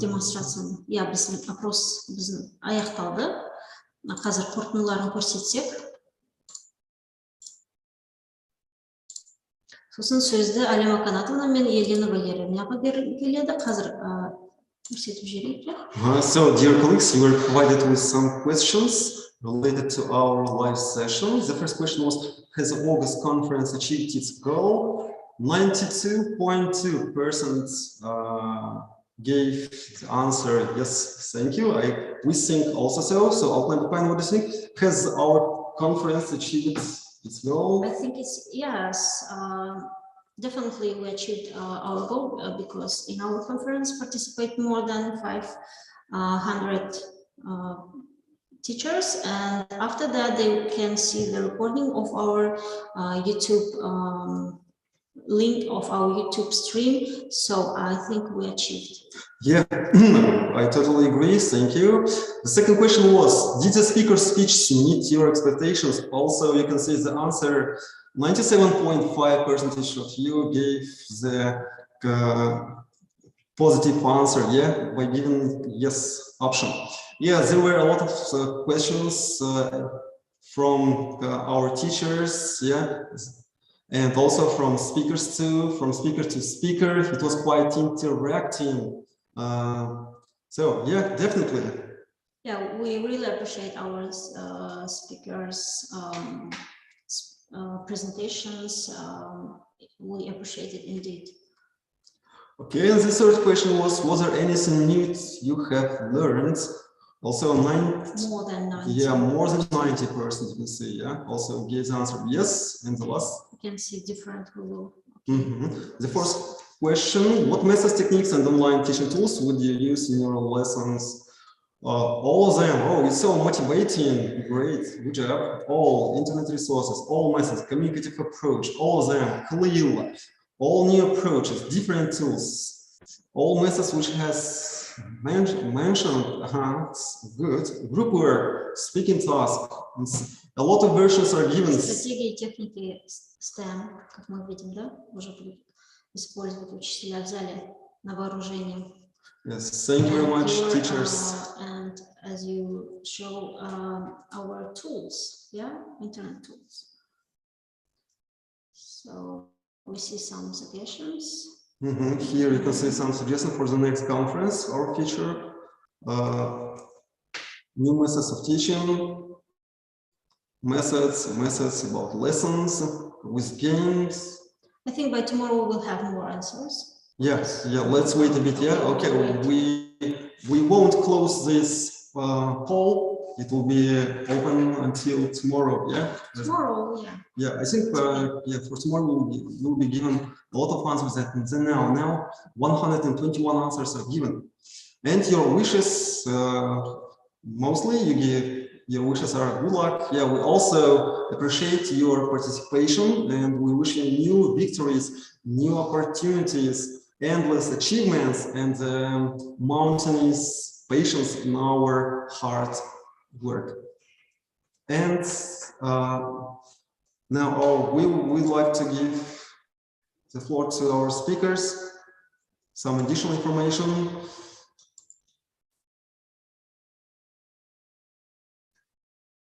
Алима Канатовна, Елена Валерьевна. Елена Валерьевна. Мы хотим дать слово Алиме Канатовне, Елене Валерьевне. Спасибо большое, что с самого утра вместе с нами ведете наш прямой эфир, участвуете за ваши презентации. Слово, мы хотели бы вам дать слово, может быть, вы хотели бы пожелать нашим учителям. Я, конечно, благодарю за проведение очень хорошей такой конференции, августовской конференции. Огромное спасибо вам, Алтана Бекбаевна, вам, Дары Москалевич, и всем спикерам, которые делятся своим опытом. И вообще хочу поблагодарить Центр модернизации образования в лице начальника отдела тоже образования, да, это и Сабыржан Маратовича, и Агута Бакытовна, да, и, конечно же, Алтана Бекбаевна и Альбу Жаканна за то, что вы с нами всегда работаете, нас поддерживаете, правильно направляете. Спасибо вам огромное за вашу работу, Алтана Бекбаевна, за то, что в этом году, благодаря вам, то есть были внедрены наши идеи, экспертной группы, за то, что вы дальше будете продолжать внедрять. Я благодарю, конечно, всех учителей, которые участвовали. Участвуйте, старайтесь, добивайтесь успеха. Всегда, кто старается, то получит то, что захочет. Сәттілік тілеймін. Рахмет, көп рахмет, шексіз алғыс сізге, Алтана Бекбаевна. Бүкіл біздің ұйымдастырушыларға рахмет. Thank you for participating in this conference. I think it is very informative. And I have met many people that I didn't see for a long time. And but I want to congratulate our teachers on the new year and to wish them good luck and that I want they will be healthy and do their work successfully and effectively. Thank you very much.